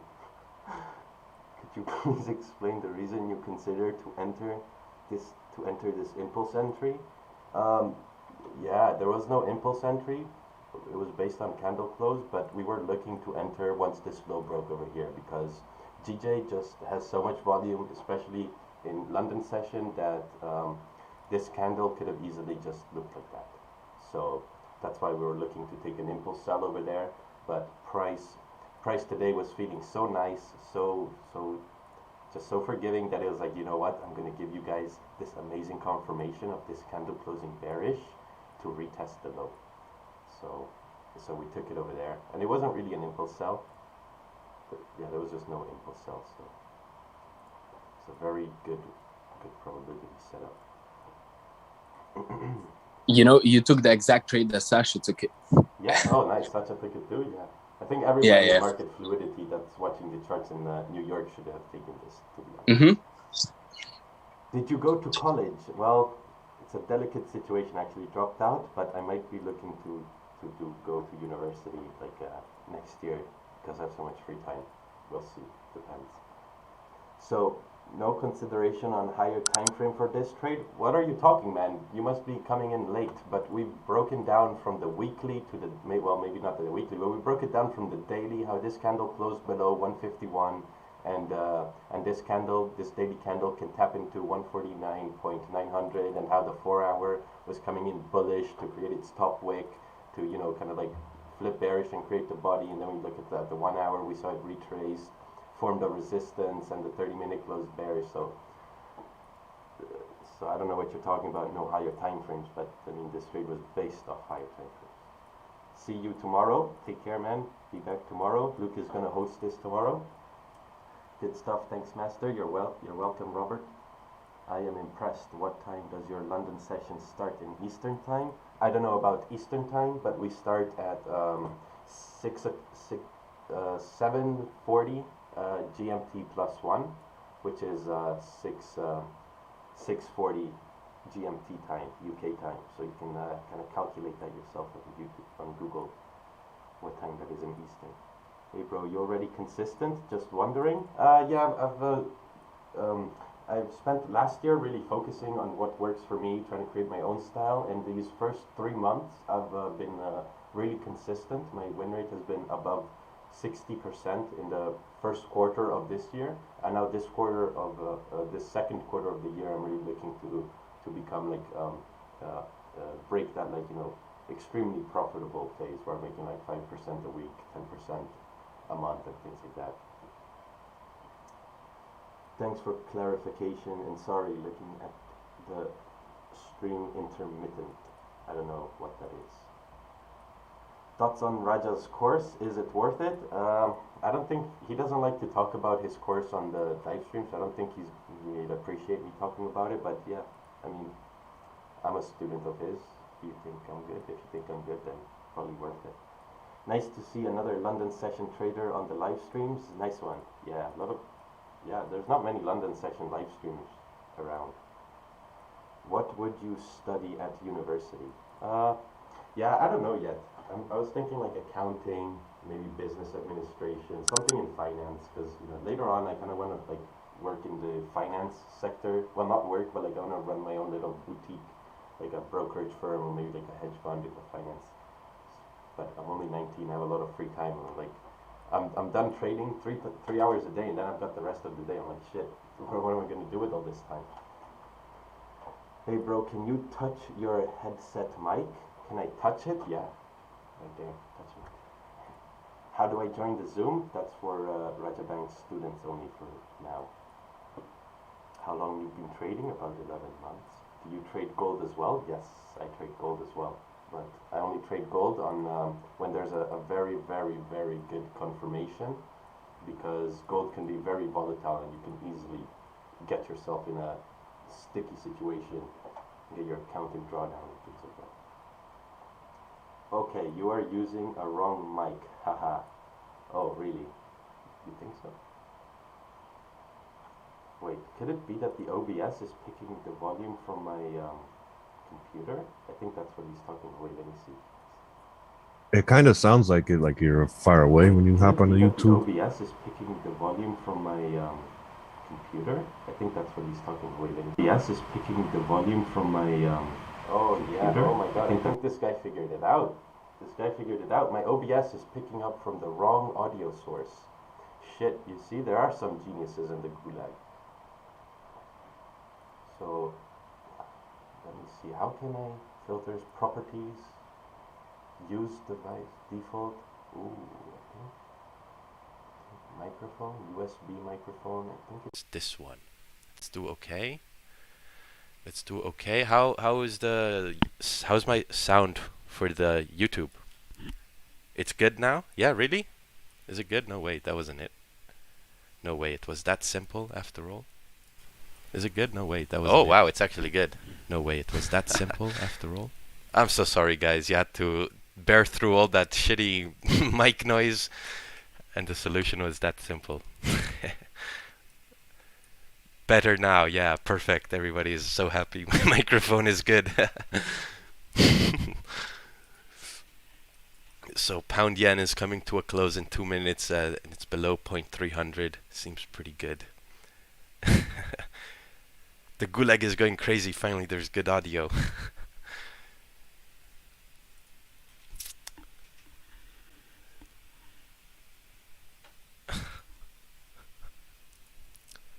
See, this guy in the YouTube, he's so smart. He's like, hey man, touch your audio, and he notices that my OBS was connected to the wrong audio input. Like, what is that guy? It was Vespucci or something like that. Vespucci. The guy has 100 IQ, 200 IQ. We are more happy for the mic than the profit. Yeah, you guys are more happy for the microphone than the profit. we secured 20 pips over here. Nobody said much, and my microphone went back to good quality, and everybody goes nuts. These are so funny. What's your opinion on GBP Cad? I don't know. Let's take a. Oh, look at this. We got GBP AUD. We're still looking for sells below the low. I mean, I'm not, but people who trade GBP AUD, you guys are still looking for a close below over here. Let's take a look at the 15. Ooh, look at that. It's 15 rejected support. I guess for the people that took an impulse entry down there, now you guys are in drawdown. And yeah. Depends how this if this 5 minute can close strong bearish, then it's still making lower highs. So with volume you can see like a push down. Let's take a look at GBP Cad over here. GBP Cad. Let's look at it on the daily. Oh my, that's messy. Seems like daily is approaching a support down at 0.731. If we look at it on the 4 hour, 4 hour created resistance and it broke below the low. I think I think it's in a very delicate situation because the move happened and there is no more room left for a move to happen. So let's go take a look here. Yeah, you basically need price to close below over here. You need price to close below this daily support, and I think I saw some clean traffic left. Yeah. Oh wow. Yeah, if this can close below this daily support, you've got like 17 pip traffic and then 90 pip range over there. So that's going to be pretty nice for the GC traders, GCAD traders. But then again, it needs to break support. You can't. Taking sells above this support, super risky. Because what's it going to do? GJ closed over here. I'm gonna close another percentage of my runner because this candle came down. It has no top wick, so now there's a very high probability that we might see something like a GBP AUD, something like this, where it came down to retest the low, and then it formed a support at the low. Wow, look at this! This is the exact same move we took on pound yen, happened on GA just like an hour before. Exactly the same move, and we have this support over here. We have this support over here, which is like, you know, this support on pound yen. But the support on pound yen, I think it should break once this candle, this 4 hour starts flipping bearish. What's the Gulag saying? Sound separates the pros from the amateurs. Yeah, I'm still an amateur with the streams. What's your opinion about Bitcoin? I think, yeah, I'm not that educated on Bitcoin. I think if you understand it, then, you know, if you put in a little bit every month here and there, it's pretty good. Pretty good to hold for the long term, kind of like an investment. We see the 4 hours now flipping bearish, so it should now we can see how this support should, how I'm expecting this support to cleanly break over here. Should be like a hot knife through butter, but this is a concept I'm kind of working on, how you know, which supports should break cleanly and which shouldn't. So this is going to be a great education for me over here. I'm totally with you, because if you look on the 1 hour or low time frames, it would mean that it respects the 1 hour support also. But because this 1 hour is not finished, you could easily expect it to come down to close under. Yeah, close under. Like yeah, it should be like a hot knife through butter, because this 4 hour, it's kind of the same thing I anticipated this morning with this support, because the daily created its high and started flipping bearish. And I'm like, you know, if you know how candles work, they create their high and then they need to come down to create a low. So like, if this needs to come down to create a low, then this support over here at 0.700 should have broken, which it did. So now I'm kind of eyeballing the same situation here on the 4 hour, kind of anticipating this support over here to break like a hot knife through butter. I see Davidoff 92, Master P, mooi trades vandaag maatje. Helaas heb ik alleen de loss genomen. Yeah, he said nice trades today. Unfortunately, I only took the loss in London session over here with the buys. Yeah, that's unfortunate. That is very unfortunate. But I think it's very good discipline that you stayed with this one trade over here. Because what could have happened is you took in another sell over here and price just kept on ranging. Like that happened to me a lot in the past, where I'd take a buy or I'd take a trade, and price would start going against me and give a confirmation against me, and take that confirmation and it stopped me out. So, you know, it's very important to be disciplined, and once you've been disciplined for a few months, then you can kind of start experimenting with different things, with taking more trades. But the first thing, you have to be disciplined. You have to prove to yourself that you can be disciplined, following the basics before moving on to more advanced things like trading outside your session and things like that. And as we, you know, as we keep seeing over here, price seems like it's gonna break below. So I'm very curious to see how this plays out. We're in the first 5 minutes of this 30-minute. And there is quite a good probability that it might reject, because there's no top wick here. So we're getting some mixed signals over there. So going to be interesting. Am I Dutch? I'm not Dutch, but I live in the Netherlands. I'm Italian. Why do you copy ICT? I have no... Well, I know who ICT is, but I've never learned anything from him. Like I've never got a mentorship from him or anything. So I don't know. I guess maybe I'm not copying him. Maybe this is what successful traders do. Successful traders take a winning trade, put their stop loss at break even, and let the rest run. Unsuccessful traders take a trade, leave their stop loss out there, and then leave their full position to see if they can break below the support. So I guess every successful trader has, you know, things in common with other successful traders. What do you think to sell GJ again if the price break the support on 15-minute? Yeah, I think if price closes below this support, then you're gonna get your second set of confirmations to come down to 149,900. But that's inherently more risky because you're selling the low. So inherently there's more risk associated with that. But with the New York volume should be pretty good. Move down to this support down here. Agree. You are good. Keep it up, brother. Thank you. Thank you. Is it good to trail profit on the 5-minute chart? Yeah, I think it's pretty good, but you might find that you get stopped out prematurely. Wow, look at this. Wow. This 5-minute chart looks so clean over here. Beautiful. What do you suggest now, to put my SL to BE or 1-to-1 RR?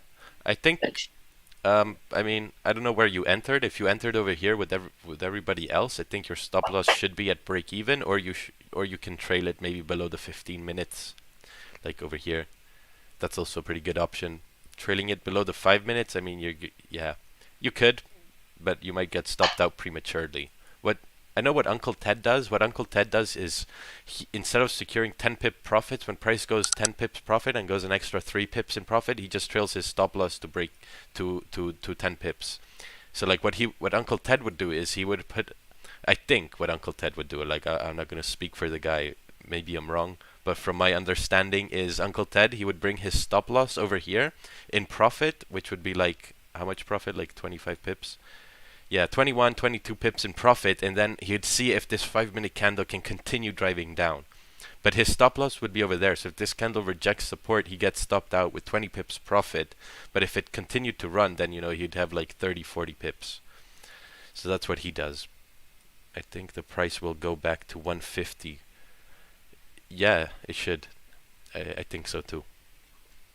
It's cool to see that my analysis is similar. Gives me confidence. Yeah, that's really good. I think if you do your analysis before the stream and then come here to check your zones with Raja or whoever is doing it, and they line up, then yeah, you know that you're learning. Oh, you are Dutch? No, I'm not Dutch. I live in the Netherlands, but I'm Italian. I was born and raised in Italy for 8 years. I found out about Master P from Luke and Raja. Yes. Oh, you're talking to someone else. How's the Zoom doing? How are you guys? Haven't heard too much. We got 58 people on the Zoom, 470 in the YouTube. Ooh, and look at that. This 30-minute over here is flipping bullish because it had no top wick. So I guess, yeah. 5 minutes doing the same thing. Yeah, 5 minute. So you see, this is where Uncle Ted, he'd get stopped out with 20 pips profit, and he'd be like, "Oh, okay, that's pretty nice."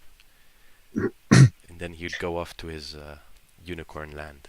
The thing now, if this 30-minute here goes bullish, means the 1 hour is rejecting that support.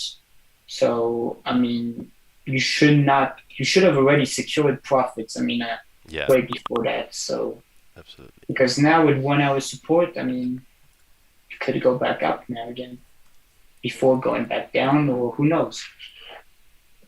So I have noticed a lot that it might go up just to let the New York Stock Exchange open to catch that move. I've seen that a lot. True. Yeah, I might do something like GA over here, where it retested the low, formed support at the low, tried to break lower, but it's not breaking lower.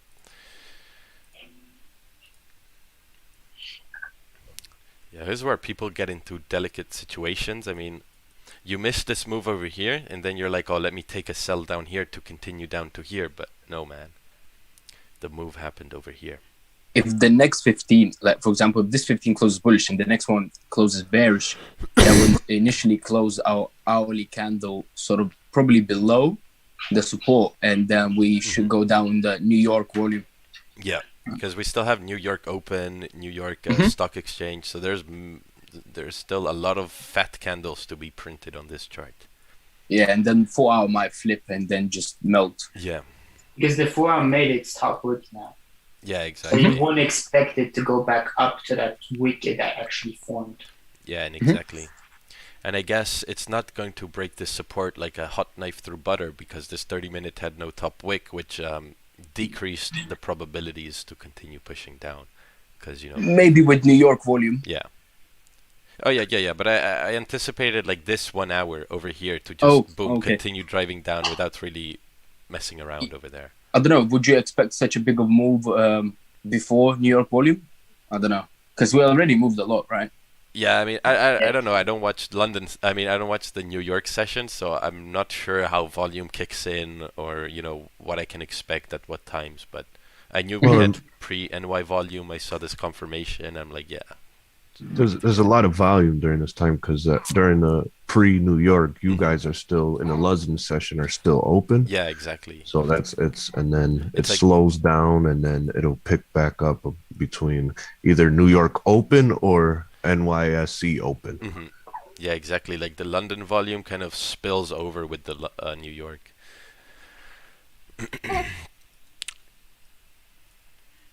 Hey, Master P. Hey, I have a question. Yes. You talk about 30-minute top wick. Oh, What yes. exactly is a top wick? Well, let me draw it out for you. So a candle looks like this, right? We have a candle that looks like this, and basically, wait, let me use a different one. I don't like this one. Yeah, so we have a candles, they look like this, right? And I mean, you're in the Zoom, so you're in Raja's mentorship, so you should know this. I don't know, but yeah, let me explain it. So you know, we have, this is the body, this is a bearish candle because it's right. So this is the open, this is the close, this is the high, this is the low. So what I mean with a top wick is that price, you know, needs to create this high over here. You know, it needs to create this high. It opens over here, needs to create the high, and once these two situations are figured out, once the situation over here is figured out, then and price is going down, then it needs to create its body. And to create its body, it needs to come down to create a low, and then typically you'll see it pulls back. But yeah, so what I mean with a top wick is just this. Those are top wicks. And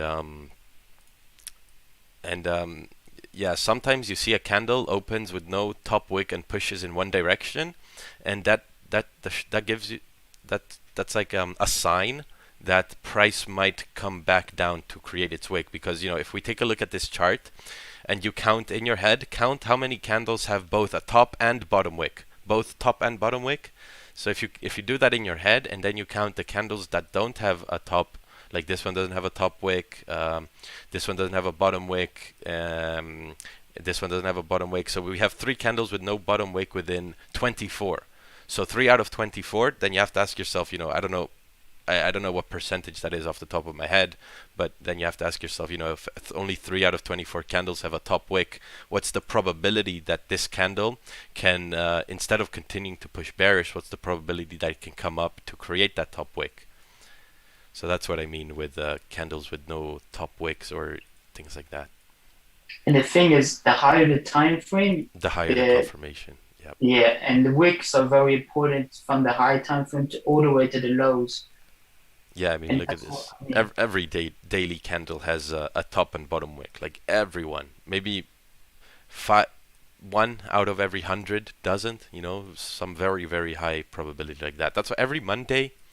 Yeah, I'm not going to go over it right now, but every Monday you guys see me taking the same trade, especially when, you know, when the market gaps up or down and with no top wick or bottom wick, I'm always smashing the cells, you know, in the direction to create that top wick, because I just know it's going to happen. And yeah, like the mistake we did this morning is we were looking at the lower time frames, but we didn't acknowledge that it could make top wick and higher time frames. So we bought expecting it to go higher, but it actually all it did is make the top wick for it to actually go down. Yeah, as soon as I came to the chart, first thing I saw was that yesterday closed below 151 flat. I'm like, perfectly closed below. Now, if this was a 30-minute time frame, you'd kind of like anticipate price to come down to this low over here, sort of. So I'm like, okay, if price broke below, if price is going to continue moving down, and it's, you know, trading at this level over here, then it's simply creating the top wick to continue driving down. And then, yeah, on the 4 hour, you know, the 4 hour was also like consolidating. It wasn't really pulling back. And then, yeah, 30-minute did a fake out. But that's okay. We caught the sells down here, caught this sell over here. Like the sells we took today make my loss look like fucking like nothing. There's the point that we spoke about managing risk in London session. Exactly. So the wins will always overcome the losses as long as you're keeping your losses small. Yeah. And the wins will stay the same. So well done, Master. Brilliant day for all of us. Yeah, thank you, thank you. And you know what I'm noticing since I've started seeing the consistency in the trades I take, what I notice is that losses, like 90% of your losses, like if you are consistent and you have like an 80% win rate or 70% win rate, like a lot of your losses, they are still avoidable. Like this loss over here could have been avoided. You know, other losses you take, there's always, you know, certain informations that you can gather to have avoided a loss. So it's like, you know, people say that having a 100% win rate is impossible, and it maybe not be impossible, but it's if you can perform at your mental peak at 100% every day, then you shouldn't be taking losses. Like look at Raja. Look at Raja's performance in March. The guy had what, 5 losses and so many wins. It's like if you're that good, you shouldn't be taking losses. You'll have losses just because the probabilities don't play in your way. And just, I mean, that happens, but it's not like this morning we took a trade against probabilities and it was, I mean, it was stupid. I mean, even I journaled it and I was like, it happens. I mean, it's part of the game. We have, I mean, they do happen. It is what it is. But sometimes saying it is what it is can also be detrimental, because, you know, if you take a loss and you're like, oh, it is what it is, and then you don't learn from it, then that's a detrimental kind of thing. No, I mean, the goal is to have the less possible losses. Yeah, exactly.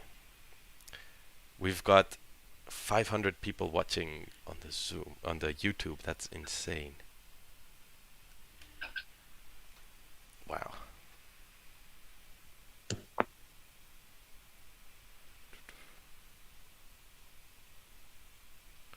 Where's the plus?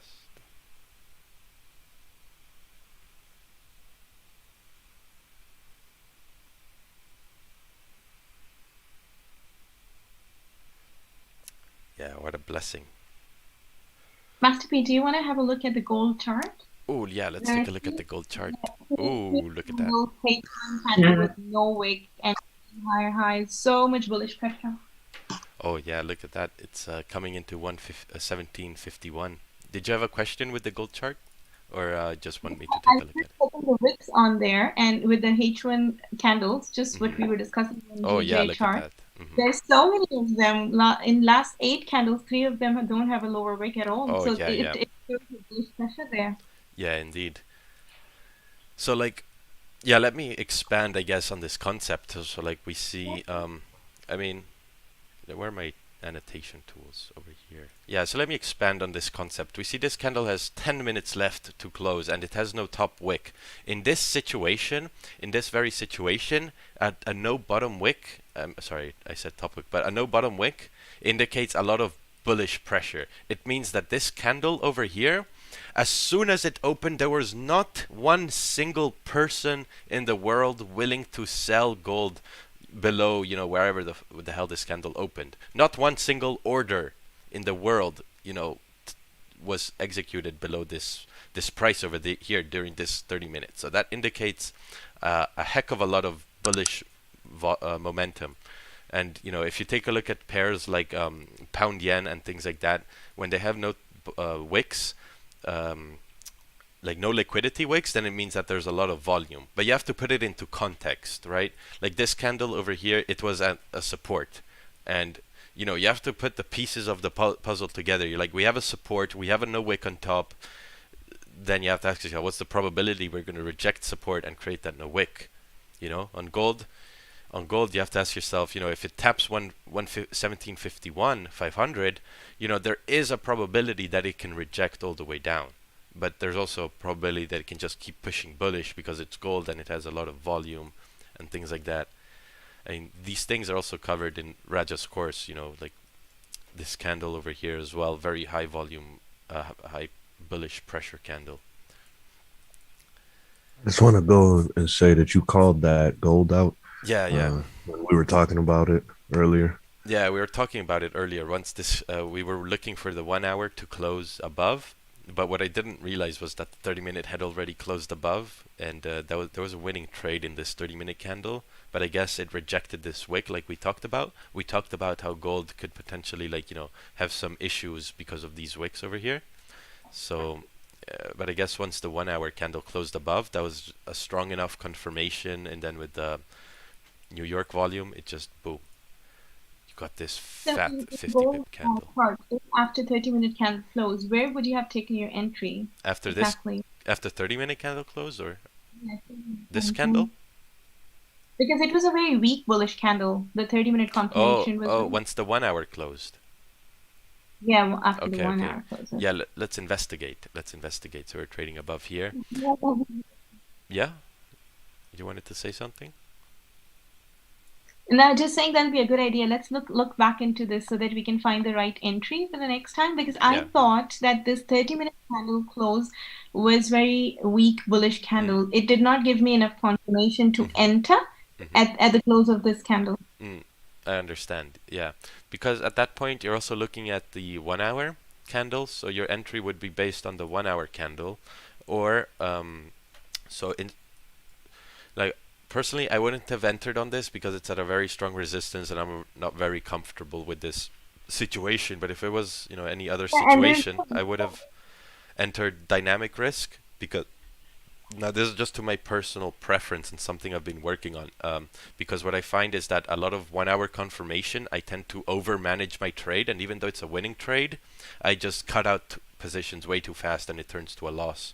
So what I would have done is I would have added about like 33% of my overall risk over here, and then if candle had retraced, where's my marker? If candle like had retraced to like over here or lower, I would have added another 33%. And then once candle, like, you know, broke this high, oh yeah, my stop loss would be below, you know, this low over here, and I'd add 33, and if price retraced, I would have added another 33, and then once it broke this, but I guess it never retraced, so let me delete some things. That's why. So for me, why I missed on this trade was, first, 30-minute very weak bullish.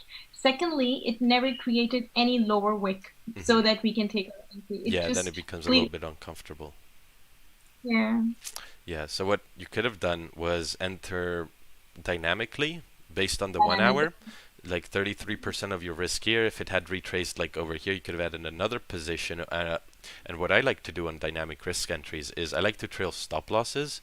So like once price kept going up with no bottom wick and it broke the high, now it's up to you. You could have added a position once it broke the high and trailed your stop loss from the hourly low to the current low. So basically your first position would go to break even, and then you'd add a second position with your stop loss where your break-even position is. So essentially, you risked 1% on the first trade. That trade is now at break-even, and you're adding a second position, which is still 1% risk. But that 1% risk, you know, if price does go into profits, you've doubled your lot size, so you're going to make twice the profits, but your risk is always 1%. And that's what we talked about. That's right. You're right. Yeah. I didn't apply that here, but you're right. We could have tried that. Yeah, I did. And the reason I'm talking about this with a lot of confidence is because I did this on the other day on gold. I had some buys. When was it? I think over here. Yeah, over there. No, it was on Wednesday. Today. right here. Oh yeah, right here. It was right here. I had some buys over here. I had a buy stop. At the break of this high at 1739.300 exactly, and basically my risk was, I had my stop loss was like below this low for 20. It was actually 12 pip stop loss. It was right there, and price triggered. It closed above, and it closed 5 pips in profit. The next candle came down to tap this, create like a bottom wick at this zone, and started going up to break the high. And once it went up to break the high, I brought my initial stop loss of 12 pips. I brought it to break even, and I added another 1% once it broke the high. So this trade I made twice my profits while keeping my risk, the same 1% that it was. So Raja. Thank you. Yeah, I'm happy to help. Raja, he likes to talk a lot about risk management, which is definitely the key. Like you have to master risk management, but once you've got that down, then you kind of enter the stage of profit management, where you're trying to push some boundaries, push some limits. Under USDNR view, I don't know what that is. Master P, can you explain dynamic risk by any chance? Cheers, buddy. Yeah, sure. I think I kind of just went over it. Do you have any other questions I didn't cover? Then you can kind of like we can go over that. GJ showing good rejections of the support on the 5 minutes. Yeah. On the 15 minutes. Yeah, it's kind of like going bullish over here. Now you need candle to close below here to continue down. And I think, oh, look at that. We are at, with this hourly close, we'll be at New York Open, and we're rejecting. So maybe you want to see like 30 minutes into New York Open, kind of like the next 30 minutes of New York Open, kind of like close like this, and then take a sell over here, and then expect the next candle to boom, go like that. All right, Master, I'm heading off, so thank you for today. Yeah, thank you right. for a long session. Thank you for joining here in the New York session, even though we don't really trade New York. Yeah, but it was a good session, good explanation, and well executed, man. Yeah, I love it. This was picture perfect trade. Couldn't ask. See you tomorrow morning. Yeah, see you tomorrow morning, man. Take care, guys. Take it easy. Have a nice one. Yes, thank you. Dynamic risk. When do you decide to play 0.33% instead of 1%? Davidoff, yeah, so personally, last month I was looking over my journal, and I had like I averaged a 60% win rate across the 3 months, but I saw that there was a lot of confirmations that I took on the 1 hour that I would manage into a loss or like a break even though it was still a really good winning trade. So what I saw was like, okay, I'm over managing trades on the 1 hour because we're used to holding positions for 10 minutes, 20 minutes, but when you have to hold a position based on an hourly confirmation, then you might be in it for 30 minutes, 45 minutes. So for me, I only use dynamic risk on hourly confirmations, because then there is no way you can overmanage a position when using dynamic risk, because there's nothing to overmanage. You're not closing percentages, you're adding percentages. So unless you add too much, then you can't get yourself in a pickle with dynamic risk. Gold tapped, almost tapped 0.500. It tapped 151, went a little bit, 151.200.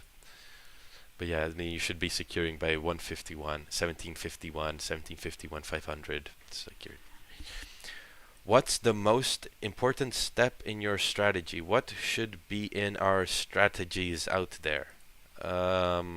Risk management. Yeah, risk management. That's the most important step, because if you're scalping and you're taking 1-to-1, but you can manage your risk and lose on average like 0.6, 0.7, then your 1-to-1s across like 10, 20 trades, they become more like 2-to-1 risk to reward. But yeah, it's the most important step. I think also taking a look at your winning trades and why they were winning trades and how you can replicate them in the future is also like, that's the most important step to increasing your win rate. Because you can manage risk all you want, but if you keep taking dumbass trades, unstructured trades, managing risk isn't going to help you. You're still going to take loss after loss after loss. So you need to see, when you have a win, you need to see why was that a win and what can you do to replicate that the next time. Let's see, the Gulag is saying to smash the like button. Yeah, guys, come on, smash the... How do I even see how many likes we have? I don't even... We have 3. Oh, it's over there. Yeah, looking at GJ now, you would want this 30 minutes to actually make that top break, to break below 230 and to close under there to expect the next 30 minutes to push down even more. Yeah, exactly. So at this point, we just got our runners running. Everything's... See, trading is so relaxing. At how it opened, I mean, you would want now to make the top break. Is that... It's very small top break.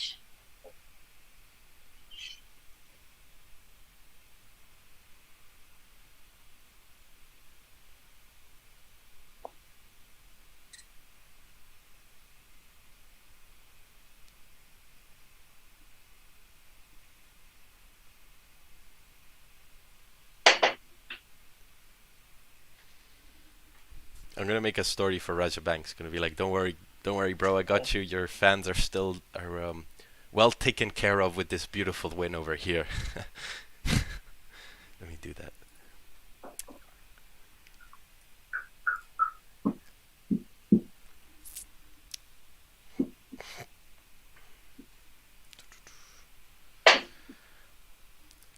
Alright, this is for Raja Banks over here. I know you're gone in Pakistan, but don't worry, man. I took care of the New York live sessions. We got about 500 people, and your fans, don't worry, man. They're taken care of with this beautiful 20 pip win over there.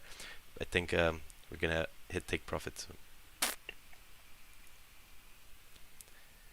Hey, Raja Banks. I know you're in Pakistan, so kind of took over for you over here. Substituted in. Oh, let me do that.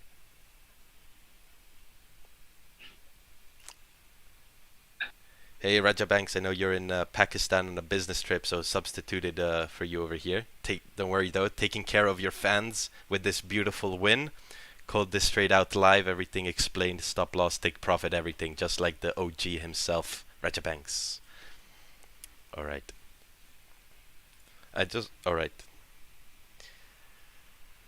Let's add Raja Banks this now.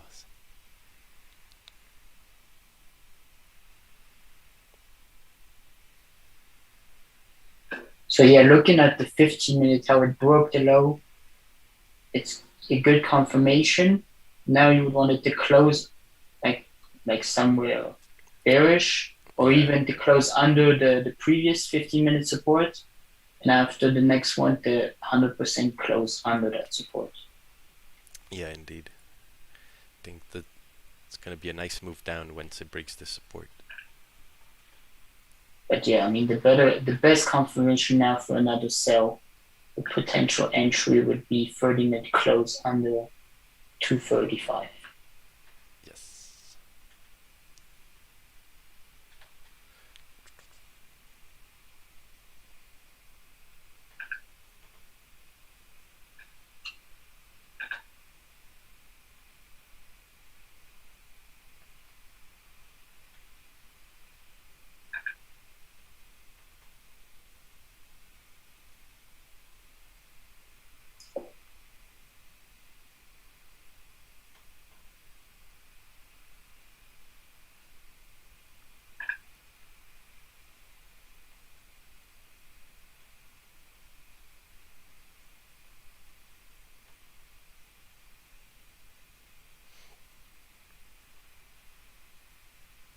Yeah, pretty sick session.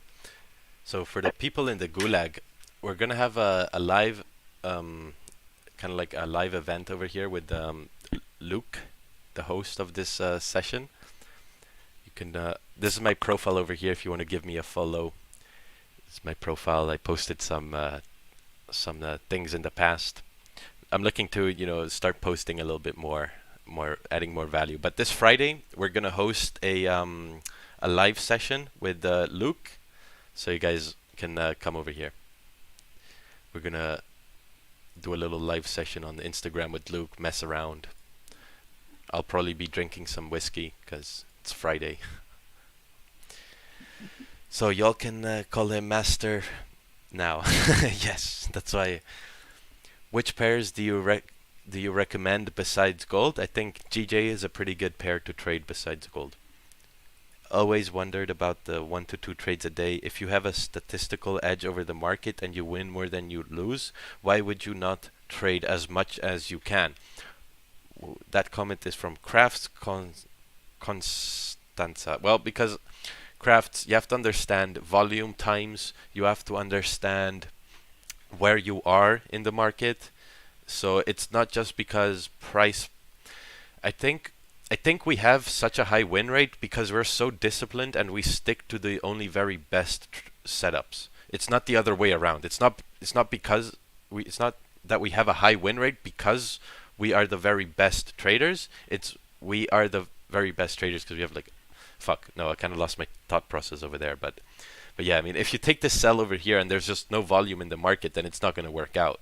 So your win rate is going to be completely screwed because look, you see this big candle over here, this big candle over here. This is a big candle because there was New York volume. Why is this not a big candle?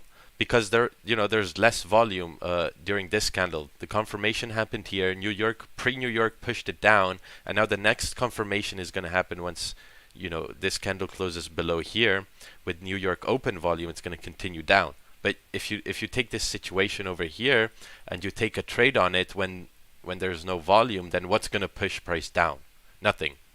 And at that point, you're going to secure a loss. You're going to be like, oh, this doesn't work. Another thing, if I can add on that, yes, is that you can, as a human being, you most likely, every human being will only make the best decisions in the first 2 or maybe even 3 if you're really good. But if you take too many decisions and think about too many things and just take too many trades, at the end, your brain will not be performing at its best level. You can't perform at your best level after taking 10 trades. It doesn't work like that. Mm-hmm. Yeah, and that's why we only take 1 or 2 trades a day, because those, as a human being, are going to be our best decisions.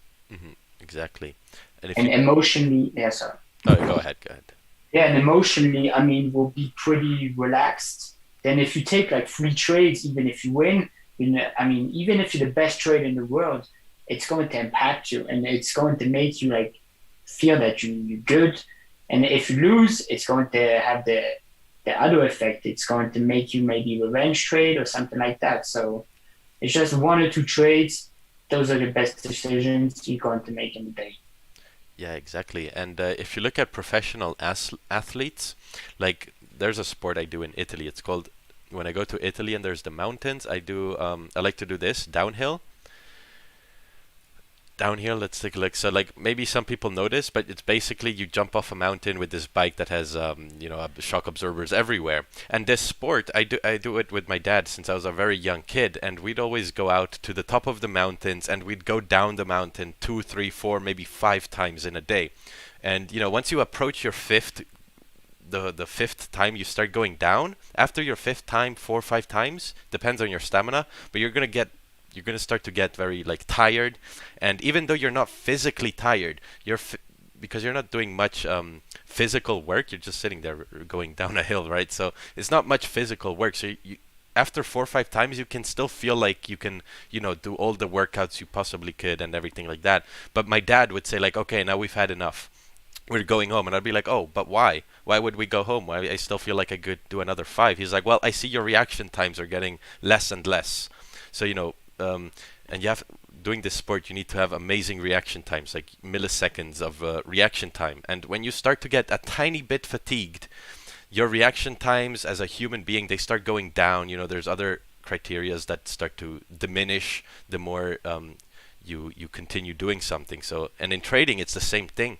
Once you've risked 1 trade, you put money at risk on 1 trade, and you put money at risk on another trade, and then another one, there's going to be a point where your brain just can't handle, you're going to be fatigued. You're going to miss one key piece of information, you're going to miss maybe a support to the left, a rejection to the left, and you're going to take a sell, and then price is going to reject that point, and then you take a loss unnecessarily because, you know, you're fatigued, and you just, yeah, couldn't handle the information.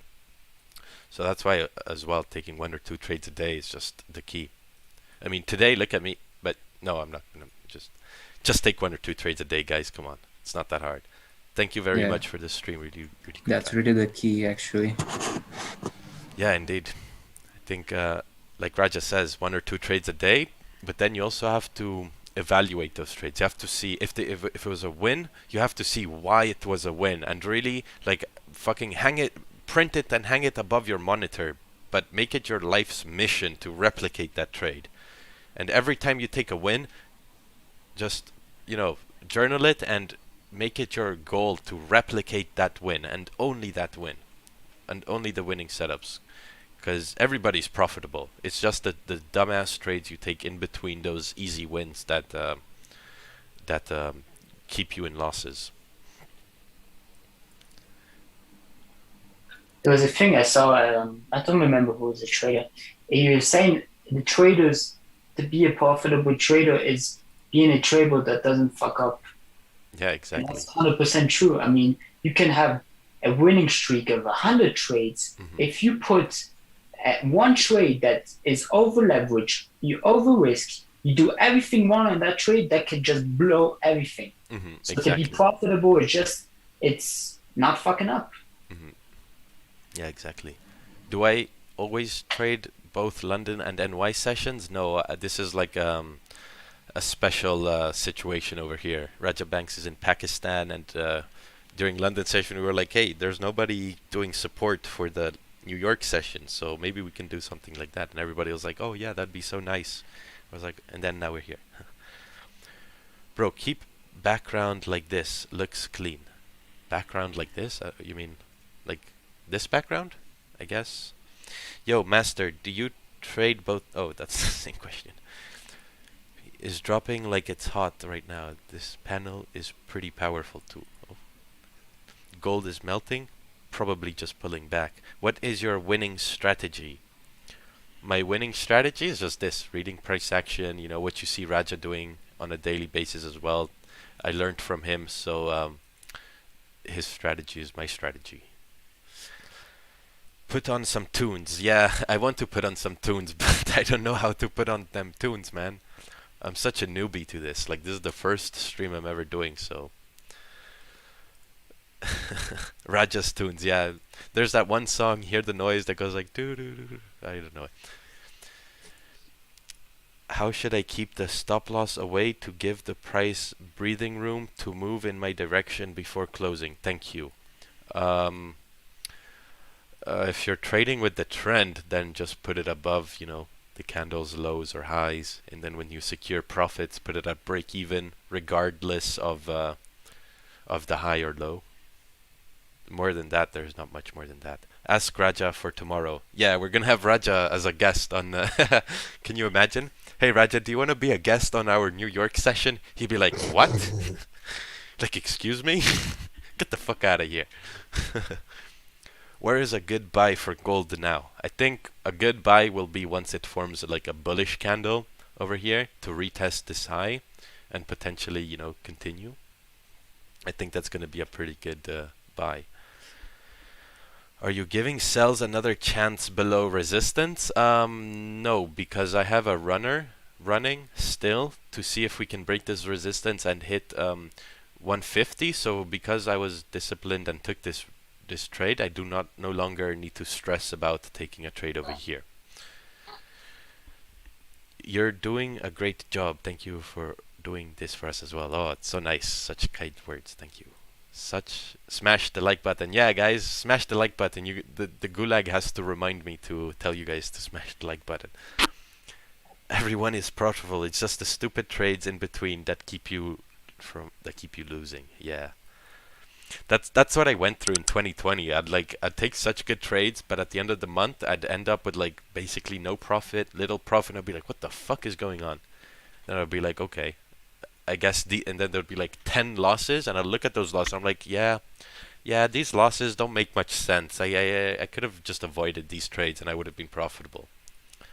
And that's what I'm doing this year. Master P, how do you start your analysis from the daily down to the 15? Well, you start by looking at what the daily is doing, like what's the direction of the daily. I mean, it doesn't take a genius to figure out that the daily is going down. It broke below support. So at that point you say, okay, broke below support. This support should now be resistance. And if we keep going down, we can, you're gonna look left, and you're gonna be like, oh, there's this area over here that price may come down to, and then you just and now you figured out your target. You know that price is going to come down. You know that where it's going to come down to. So you can look at the lower time frames and be like, okay, what do I need to see on the lower time frames for price to come down to here? So like, on this time frame, it seems like previous 4 hours bearish. This one is creating a top wick. So you're like, okay, maybe I need to break below here for price to finally come down to here. And that's how you do top-down analysis. You're like, okay, price is at support. If price breaks this support and we look left, there's nothing stopping price from going from this support to this support. So with volume, this range should be like, filled with a big fat candle like this. With US news expected positive for USD, do you foresee probability of gold dips? Yeah, I don't. Let's take a look, because I don't trade New York session, so I didn't really experience much of the USD news events. So today's Thursday, right? Yeah. Is it Thursday? Yeah, it's Thursday. Okay. Yeah, so we got like unemployment claims. But I don't think unemployment claims has all too much impact, because we had NFP last week, right?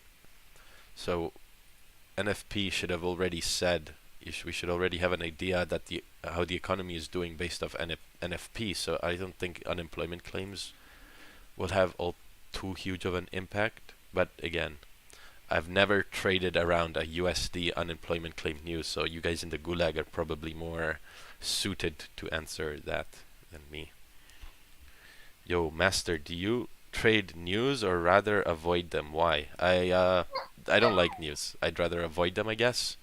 Like, yeah, I wouldn't take a trade on news. I mean, it's just way too hectic, way too volatile, way too unknown, uncertain. You should do your own streams. Yes, we have our own streams. If you go on this channel, Luke Trades London, we're here every London session, and I'm there too. Hey, can you give me a quick EU analysis? Okay, I guess because you asked so nicely. Let's do a quick EU analysis. Euro USD. Let's do a top-down analysis for this guy. So we're looking at the weekly. Ooh, look at that. Weekly is kind of in a big downtrend. It's kind of going bullish to, I guess it created this low, and it's kind of going bullish. We see that there's a resistance over here. If we take a look on the daily, we see that we can adjust that resistance down to here. And we see that yesterday kind of created a bearish candle, so you kind of expect it to kind of come down to retest the low, but this bearish candle doesn't convince me that it's going to come down, because it's got like a weak, it's got almost no wick to the bottom, so there's a 50-50 probability for the next candle to continue. So now if we use some common sense to see sells, we probably want to break below this level over here. So let's take a look at that level on the 4 hour. We see that there's this support over here, and there's this resistance. So 4 hour is in a big fat range. Let's see how big is this range. It's 25 pip range. So there's no direction. We don't know if price is going to go up, going to go down. It all depends on which way price is going to break. But I do think it'll come down, but I don't know when. I don't know if it's going to do that today. If it breaks below here, I guess it's going to do that today, but maybe next week as well. So if we take a look on the 1 hour, left, we see that there's a potential issue. Oh, Jesus Christ! We see that there's like a potential issue over here, but because like by that time you should already secure 10 pips. Like, I mean, that's already 8-10 pips away. So by then yeah, it's not going to be much of an issue. I guess your first real issue is going to be down here. This is like a point where price might reject to form a pullback. So I think, yeah, I think this is a very, very good selling range over here. It's got like a 22 pip. Oh, that's still rather tight.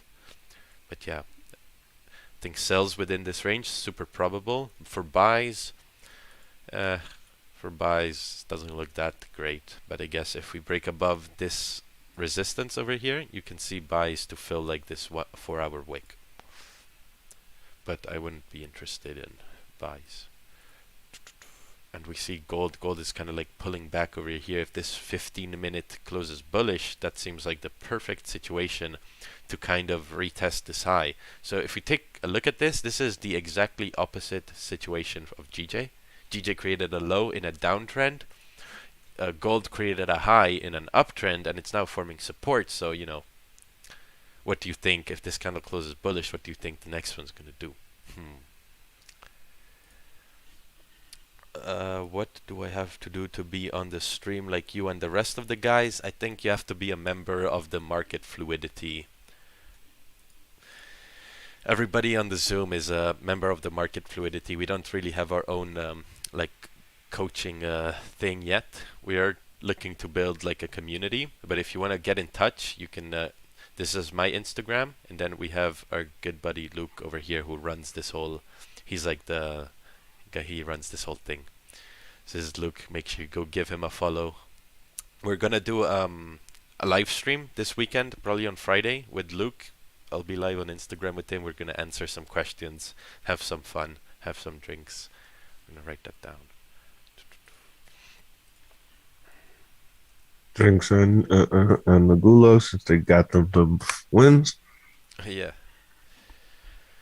We will ask the Gulag how they're doing on the live stream. Instagram.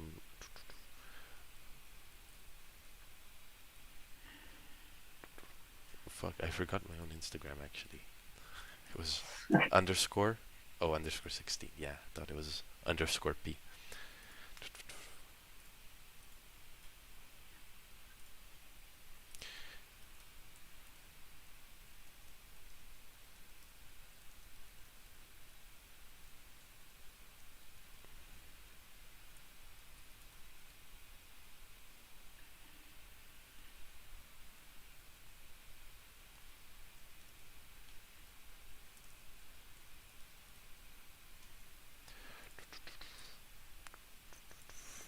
Yeah, perfect. So, yeah, I put here on the screen. We're gonna have a live over here with me and Luke. These are our Instagrams. You can give us a follow over there. This guy is either Raja's twin double or Raja twin. Yeah, how do I sound so much like Raja? Even down to the accent. How long have you been trading, and how long with Raja? I've been trading for about 2-3 years, with Raja for about 1 year. And yeah, man, like, I listen to every one of Raja's live streams every day for a year straight. So like, if I sound like him, talk like him, it's just because like I've listened to that guy. His voice is just embedded in my head at this point. And like, yeah, everything he says, I follow. Like, he tells me to take 1 or 2 trades, I take 1 or 2 trades. He tells me to trade 1 or 2 pairs, I trade 1 or 2 pairs. You know, trade 1 session, I trade 1 session. So like, everything he does, I mimic, right? It's like when a baby wants to learn to walk, it mimics its parents, and then from then on, you know, it learns to walk, learns to talk, and then figures out his own life after that.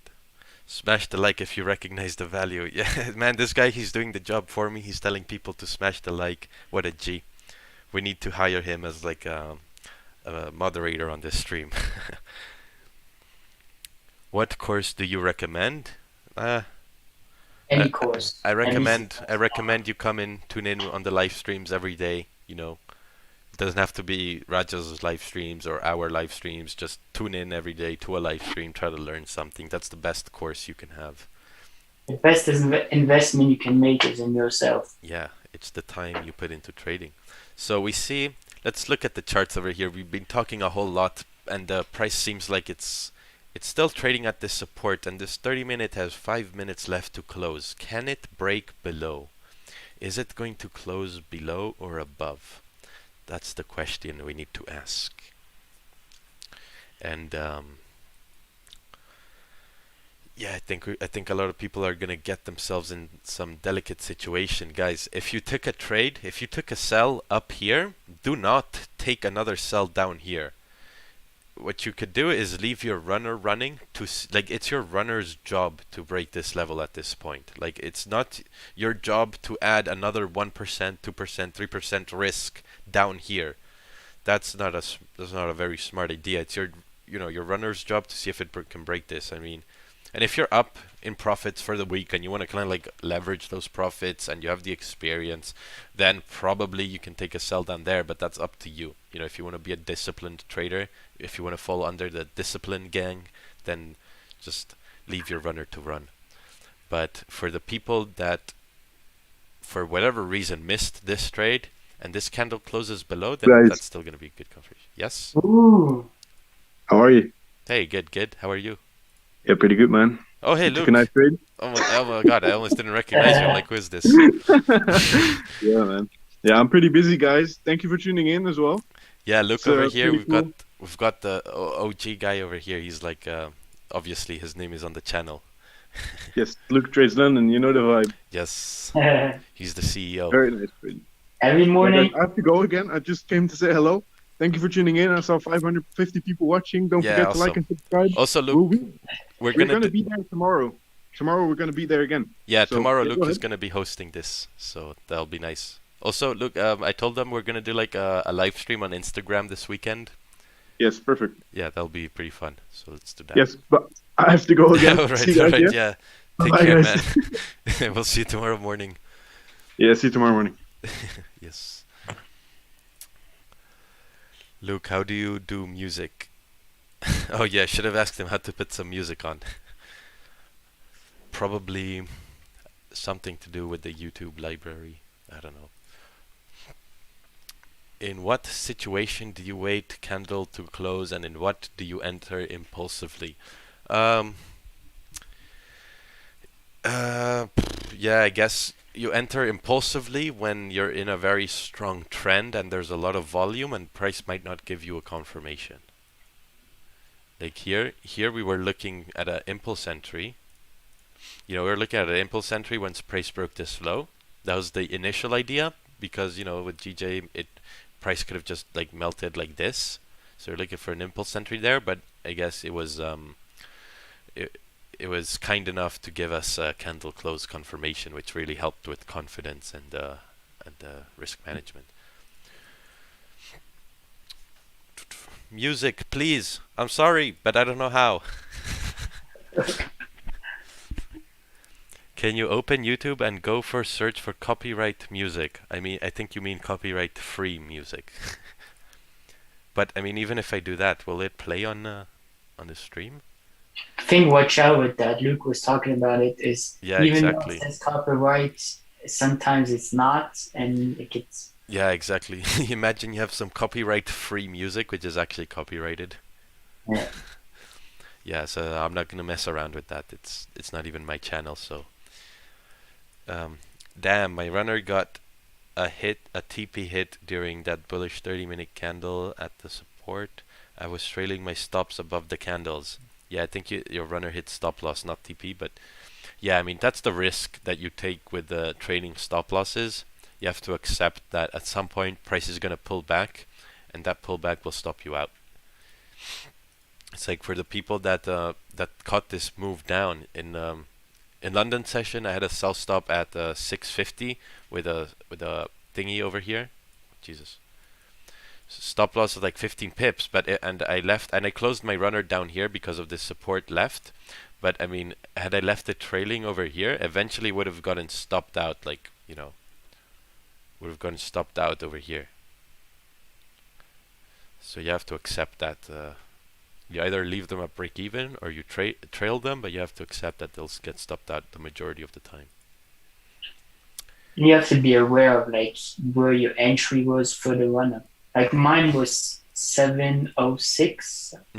So I was looking at the 4 hours, like it's very not probable for it to not come all the way back up to there for it to then drop more. So it's like, I'm gonna leave that runner, and if it does get stopped out, then it's very invalid. So I don't feel bad about it. Exactly. It's pretty good. And we see that this candle is closing with a rejection at this point. Not only did it reject this support, but it's even closing above this more minor support. So this becomes a very delicate situation over here. And I think too is the 4 hours going to close. So in the next 30 minutes, so you could expect some wicks after on the 4 hour before doing the move again or up. Yeah, if this was Raja, you'd wait for candle to close below there. Do you trade Fridays even on London session? Yeah, we trade Fridays. I mean, London session on Fridays, sometimes it's not that freaky. Like, a lot of the freaky crap happens towards New York. So London can be pretty clean. But I mean, we still try to, you know, lower our risk on Fridays because we don't want to give back profits at the end of the week.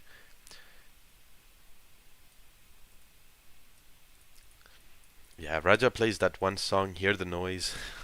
It's burnt into everybody's ear, I think. What about GBP AUD, sir? I think we talked about GBP AUD. It needed to break below its low. Let's see if it did that. Let's see if it... Oh, nope. Still still ranging. So yeah, there was no trade on GBP AUD. There was no confirmation. It never broke that low. You see this candle created a low, this candle resistance, and this was your move down. Just like pound yen, pound yen created a low resistance and then it moved down. That was your move to catch. But now then it started it created this support at the low, and then after that it was just some fuckery. Now it's just ranging. So, but if price can break below here, then it's still good to go down. So for the people that trade this pair. I kind of get scared of London sessions.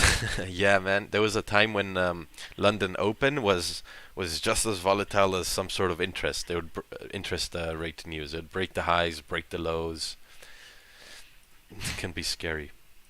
Can we enter the trade after the wick on the left exceeds? I'm gonna take a wild guess and say you're talking about pound yen over here if it breaks this wick on the left over here as an impulse entry, and the answer to that is no.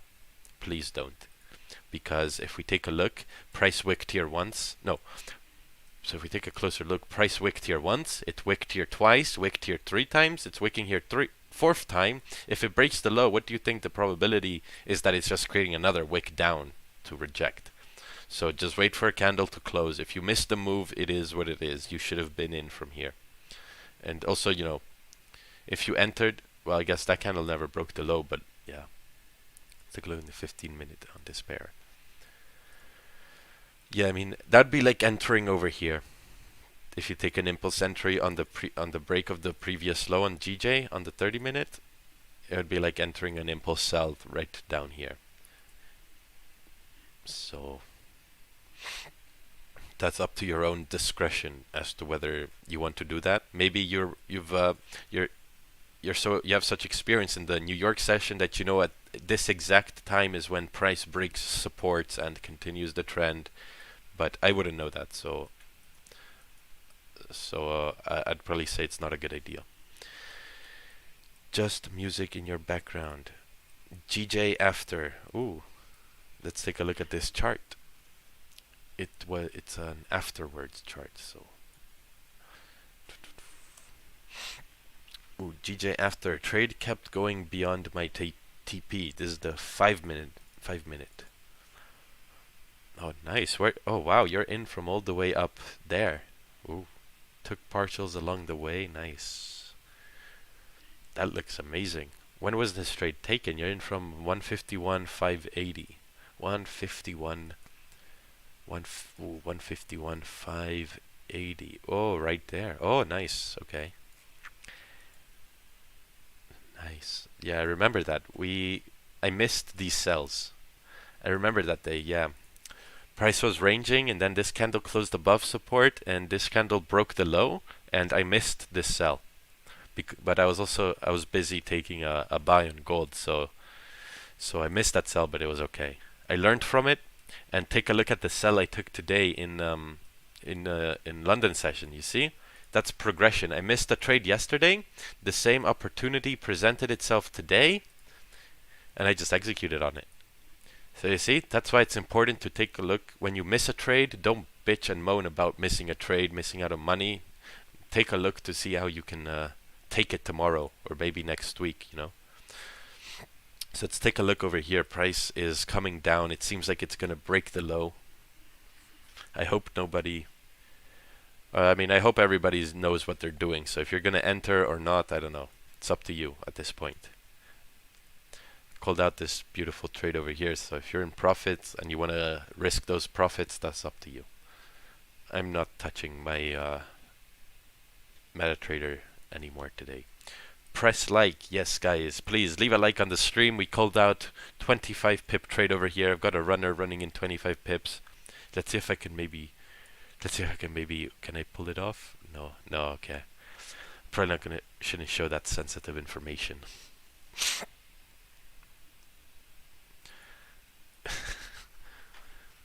Can we enter gold if it breaks its high? News is negative as before. If gold breaks its high... Ooh. Yikes. Let's take a look, I guess. I mean, the range is pretty small, but it should be good. Oh. The chart kind of froze over here.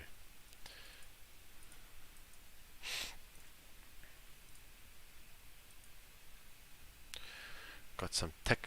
Oh, my analysis is gone. Your internet connection is unstable. Oops, okay. Yeah, so I guess it broke the high over here. It went about 12 pips, 13 pips, and rejected this resistance. So I guess if you took it, you should have secured some profits over here at the high, put your stop loss at break even, and your runner, and left a runner to see if it can tap into this zone or even break above it. But I guess it never did that. So and the previous 30-minute was also bearish, so that becomes more sketchy. YouTube on phone.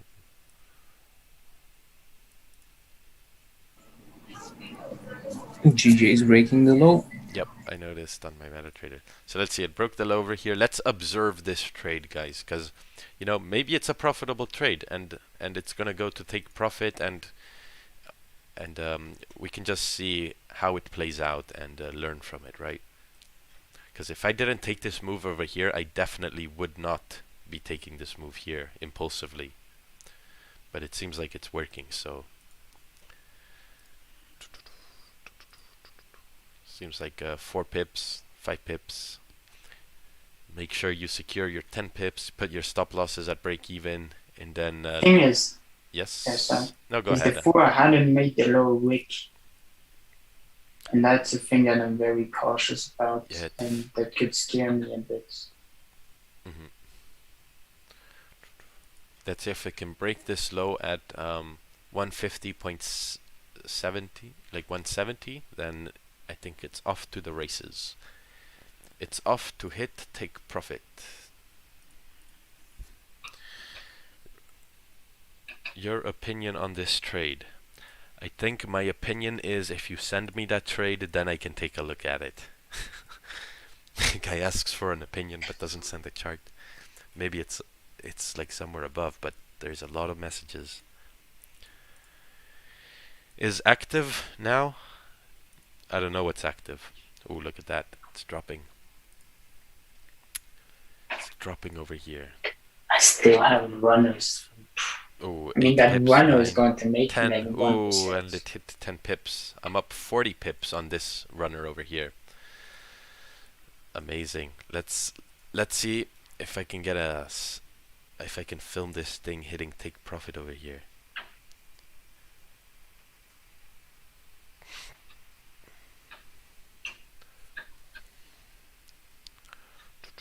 $40 pips, 39, 40. So if you guys want to see the trade I'm in, I posted it over here as well. So this was in London session, the sells and I got in London session. Then we got some, I think this is still London session. Then this is from today. You see we took sells over there. It's amazing. Then this is for Raja Banks. So I'm gonna make a video for Raja Banks over here. Once it hits take profits, I'm gonna send it to him on Instagram. Be like, hey man, your fans are well taken care of. Your fans are well taken care of with these two profitable moves over here.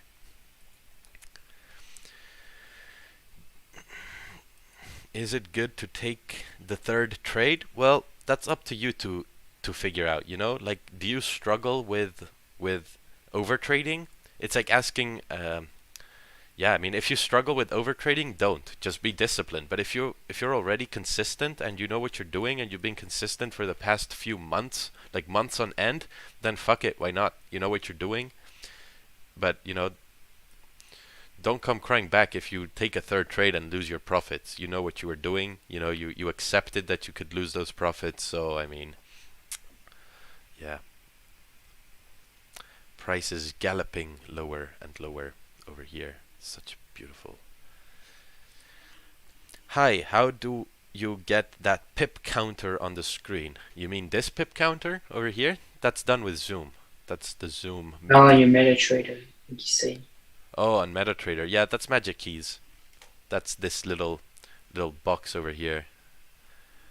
I think there's a link in the YouTube description as well where you can find it. Otherwise, it's right here. magickeys.com. Oh no, .trade. Here. There's the new version as well. Looks pretty nice. So, let's see if it can hit that take profit. Can we hit 150? If we hit 150, oh boy, the horns are coming out. I think like a high probability setup now is like the close of the 4 hour, like pretty much where it is. Yeah. For it to come back, make the top wick back at like 230, and after the can drop again. Oh, so you think, yeah, it might retest this level? Or like that's like the highest retest. So just make a top wick a bit lower, like maybe like 175. That'd be yeah, that's very interesting. It's very, very interesting if it can retest that level. But yeah, I took 3 trades today. 1 loss, 5 pip loss. Actually 2.5 pip loss because I was on 50% position. Then I took this, secured 10 pips, 40 pips, and then here same thing, secured 10 pips. And now runner's up 40 pips. Let's see if we can come to 50 pips over here at 150.000. That'd be a very nice trade. I'm actually gonna close this runner once this 4 hour closes, because like Frank mentioned, the next 4 hour there's a good chance it can create a top wick. So with this 4 hour closing over here, I'm gonna close my runner, call it a day, and just mesmerize the profits I made today. How do you count pips on Tradingview? So you click this tool over here, this ruler, and then you place it where you want to start and then drag it to where you want to end, and then you'll see some information over there. And price is galloping down to 150.000. Let's see if we can get 150 flat.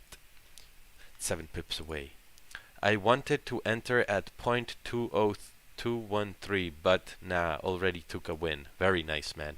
That would be, yeah, that'd be over there. That's the impulse entry. So very good, man. That discipline.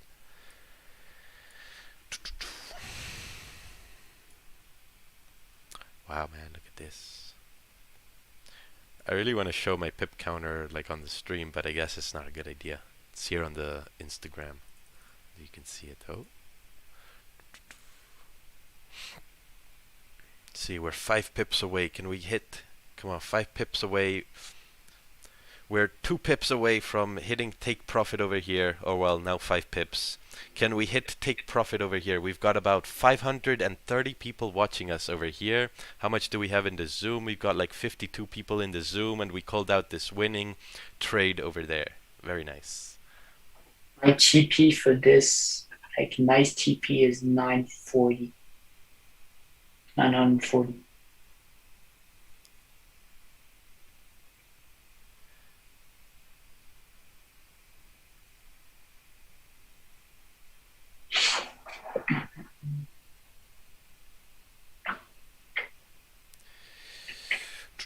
I'm gonna close my trade out right here at 45 pips. Closed everything out. So that was the runner for today.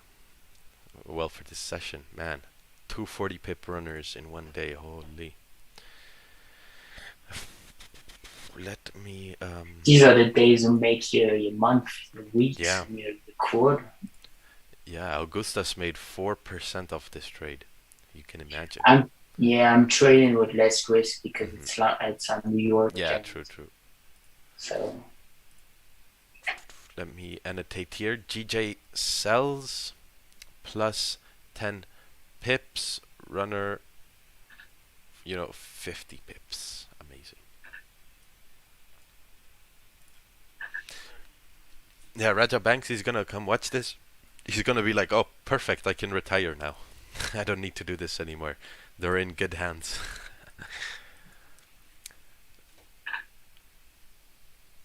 Clap, fuck yeah, wow, great. Great call, GJ, number 1, love. Yes. Clap, please. Oh yeah, let's get some clapping noises over here. I'm so sorry, Gulag. Soundboard. Board over here. Let's see to get some sounds over here. Clapping soundboard. Let's see. Clap sound. Can we get some claps? Clapping.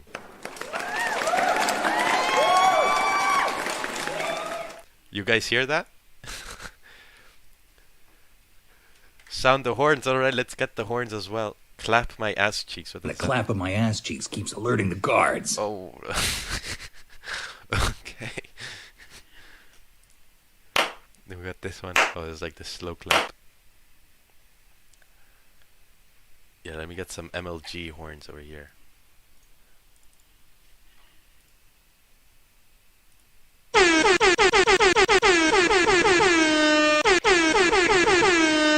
Yeah, let's go. The Gulag loves the horn.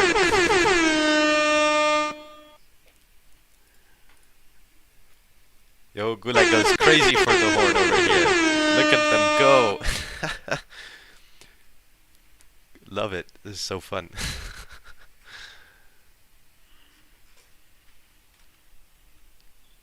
Will I get my 940? We'll see.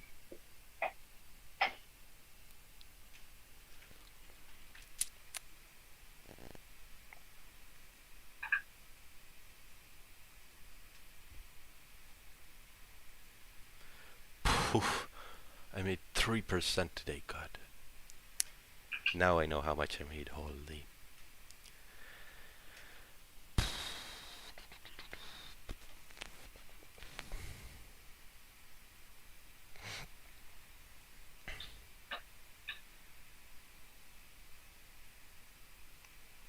Does the Gulag want to see my week? I never show my results, so I'm going to show them. Here, look at that. Oh, wow. There's only one small loss. Oh, it's fascinating. If you guys took this trade, give a like on the stream. Yeah, absolutely, guys. If you took this trade from up here and secured your runners down here, leave a like on the stream, man. If you added risk down here, leave a like and subscribe. Where did you find the last zone at your last take profit? Where did you find the last zone for your last take profit? Oh, this one? This zone down here, it's a daily level. It's a daily level. You see like the candles were, they opened and closed here, and then if you look more left, there was like a support formed over here. So, I mean daily could continue driving down to here, but that's kind of like a far-fetched idea. That's why we have a support over there, because that's more like, I guess, conservative. It's just, super high probability that price can tap into here, but what's the probability that price can tap into there? Much, much lower. That price can come all the way down here. So that's why we're gonna, secure our things over here. But yeah, price keeps going like this, then yeah, it can come down all the way to 148, 149. For GJ buyers, yeah, I hope nobody was in GJ buys over here. 4 dislikes equals 4 account blown. Yeah, the people that that blew their accounts. Raja, is that you? I don't know. Is there Raja behind me? No. It's not him. Are you going to be here every day until Raja comes back? Maybe. Who knows? Maybe. We might just... Tomorrow Luke is gonna handle the sessions, but then there's gonna be, I think like Monday he can't. And So no, Monday can, Wednesday Monday can. Wednesday can't. And like he's doing it Monday, Wednesday, and can on Tuesday. Okay. Yeah, then I guess you're gonna have Luke on those days, and then when Luke can't, I guess I'll hop on and entertain you guys with my shitty microphone. Are you going to be here? Oh, that's the same comment. Yo, Master P, did you add another position or was it your runner? No, it was just my runner. I kept a runner, so I opened a 0.40 cent over here. I closed 50% around like 10 pips, another 50% around 20 pips, and then I left the runner to see if we can break below 150.230, and it did. And then I closed, and I had to take profit at 150.00, and price came so close to it and started retracing. I'm like, you know what? For 5 pips, fuck it. I'll close it here. Does Raja use Facebook? No, Raja does not use Facebook. So if anybody is contacting you under Raja's name on Facebook, dude, don't fall for it. It's a scam. Thanks. Will the channel be live for New York session every week? No, just until Raja comes back, and then when Raja's back, he can lead you guys straight into profits, as always. Why isn't Raja here? He's in Pakistan. I made 3% today with you guys. Oh, amazing. Amazing, man. I made 3% today as well. Congratulations. LMAO, I bought GJ at 150.275 and close at 507. I got lucky.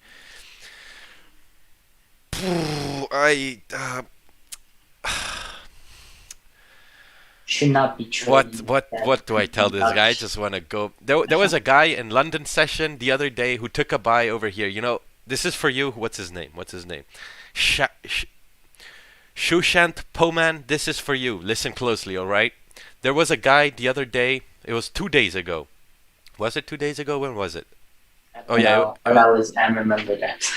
It was Tuesday, right? Right, Frank? It was on Tuesday? Yeah, it was on Tuesday.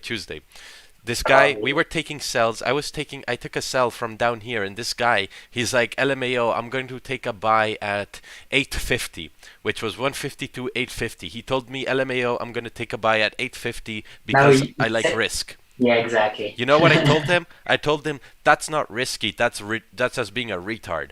You know, it's like saying, I'm going to run a red light because I like risk. No, man, running a red light is being a complete retard. So taking a buy down here is not risky. It's outright retarded, right? Like, I just can't even, man. What goes through your head? What the fuck goes through your head? We took a sell over here. We made so much money on these sells. There was another, you know, if you wanted to be risky, this right here was risky.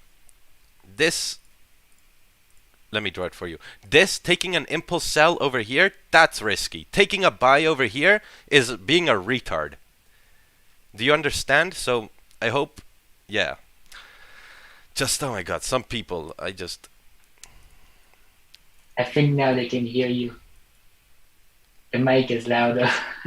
Yeah, Master P is mad. Yeah, man. When people do stupid shit, I get mad. I think you can tell how Raja gets mad and frustrated on silly questions and silly comments. I can feel the same thing. Yeah, you can feel it right too. Now. Yeah, I mean, yeah, I just don't get it. Like, don't you see price keeps on falling? Like, it's been falling this whole week. Like, why? If you want it to be risky, take an impulse sell over there, not a buy down here. Like, why? I don't know. It's like running a red light and you're like, oh, why'd you run the red light? Oh, well, I like to be risky. That's not being risky. That's just being an idiot. So I don't know. Yo, Master P. Hey, hello. Yo, finally. Awesome day, man. Trading awesome day. Trust, nice. Man. Awesome day. Yeah, man. Just a blessing. Did you trade New York? Yeah, I took them sells with you. Oh, but, nice. Like, I couldn't get into Zoom earlier. But yeah, no, it was beautiful, man. I took all them. I took about 16 pips in that sell, which was good, man. Thanks, buddy. Nice, congratulations. Yeah, we had 2 like 40 pip runners today. First one was on the move down. Second one was like on the pullback. Picture perfect. Exactly. And even them golds, like you had analyzed them gold buys. 1751. Yeah, they played out like exactly as per your analysis, man. Wonderful job, man. Wonderful job. Thank you. And to the bloke that said he's gonna like buy, I just want to say thank you because that just gives us more liquidity. Do you know what I mean? Yeah. Like thanks, but like, what else to say, bro? Wow, look at this guy in the gulag. He flexing over here. He donated 25 USD, and he made it out to the idiots.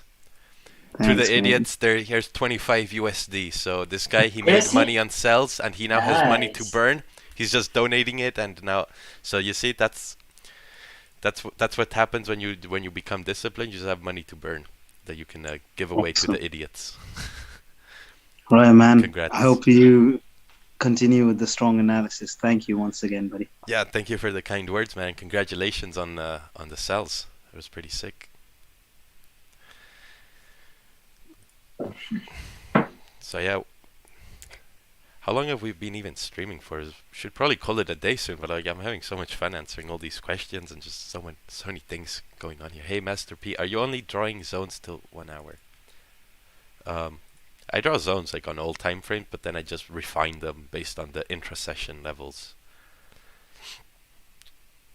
Not you guys, the idiots risking what they don't have. Yeah, exactly. I understood. I understood that. I didn't take it for us. But yeah, for the idiots that took buys down here. Well, I guess they're in profits, but I mean, so risky. Guess that goes towards your guys' drinks Friday, right? At 25 for drinks on Friday, yeah. My first time hitting 1 to 4 RR. Thank you. Oh, nice. Congrats, Albano Z. Congrats on that. I mean, this is one of the first days where my runners really ran. Like, they ran really nicely, and I have the confidence to leave them running too. So there's always a first for everything. I mean, from weekly to 1 hour. Yeah, I always, I like to look at, sometimes I look at the weekly, depends on like if it's a Monday or a Friday, and then I like to draw zones on like the daily, and then refine them based on the lower time frames. Like this zone. Let me give you a live example over here. How can I delete this?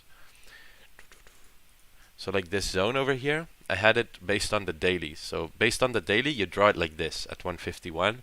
But if you go down to the lower time frames, it still makes sense. But well, I guess it still makes sense. But you draw it like at this point, you would draw it like this, right? You need to bring it up there a little bit to include this 1 hour resistance. So that's how I like to draw. But yeah, and sometimes on the 30 minutes, you might see that like a 1 hour resistance like this. So on the 30 minute, you have like resistance up here, and on the 1 hour, it's probably like, oh, it's the same. But yeah, sometimes the 30 minutes and 1 hour resistances don't line up, and that just takes a little bit of experience, a little bit of guesswork to see which one's gonna work. What do you think about trading on Friday based on your experience? I think if you trade on Friday, you have to keep, like, obviously the market is different. You're not gonna have the same move that we have like today, where price just keeps on tanking because it's the weekly close. So you might see some sort of retracements and stuff like that. And during New York, you also see a lot of freaky movements. But in London session, it's rather okay. But I mean, psychologically, you're still very prone to giving back profits on a Friday. So I think there's no harm in trading a Friday, but just be aware that psychologically, if you take a loss on a Friday, you just have to be accepting to call it a day right then and there. No second chances, because at that point you're going to spiral and give back your profits, which is no good. So we see this 30-minute candle is kind of starting to close over here, and I think that's also the close of the 4 hour, which is closing with like a square body. And we're talking about that it had to make the bottom wick. Yeah, exactly. The way, it was more probable than it would make it bottom wick. Yeah, the way it's closing though, it's not closing with a big body, so that kind of brings up some questions. But I mean, if we keep looking on the lower time frames, we see that price is breaking below the low over here. So if we can get like some NYSE volume to form a resistance over here, then we can still come over there down to this level. But I think, yeah, I think if this candle is going to close like a, you know, with this square body over here, we might see the next candle like kind of wick down to 149,900 and then close bullish for a higher time frame retracement. That's something to keep in mind. But yeah, also taking like a sell now is going to get very risky. It makes sense, don't get me wrong, but yeah, it's going to get very risky.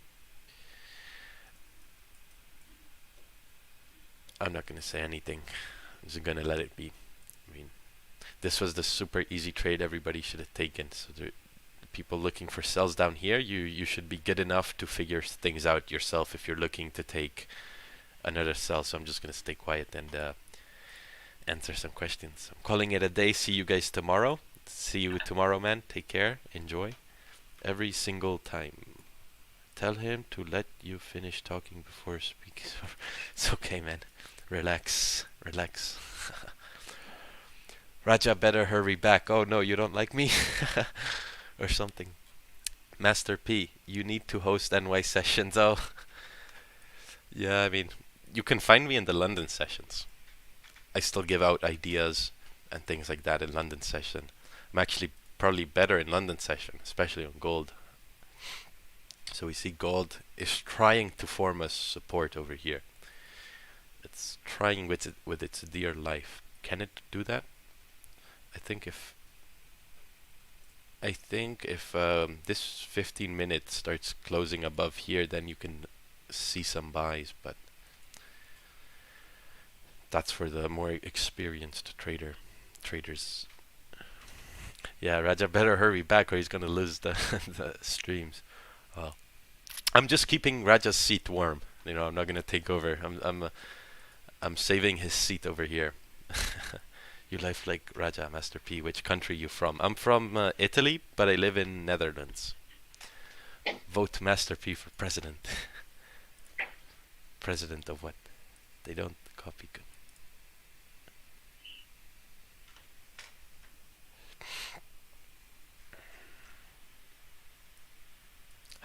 Raja also got the GJ cells. Yeah, did he post that on his Instagram? I mean, he should have. If he didn't, that'd be weird. I'd be like, hey, Raja, why not?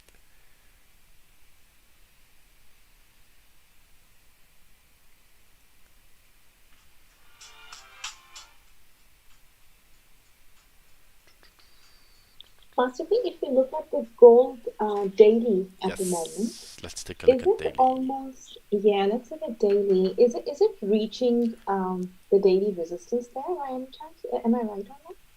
I think as long as price stays above 1745, then we have wicks to fill on the left, which are up like 1755, so about like 100 pip range over there. But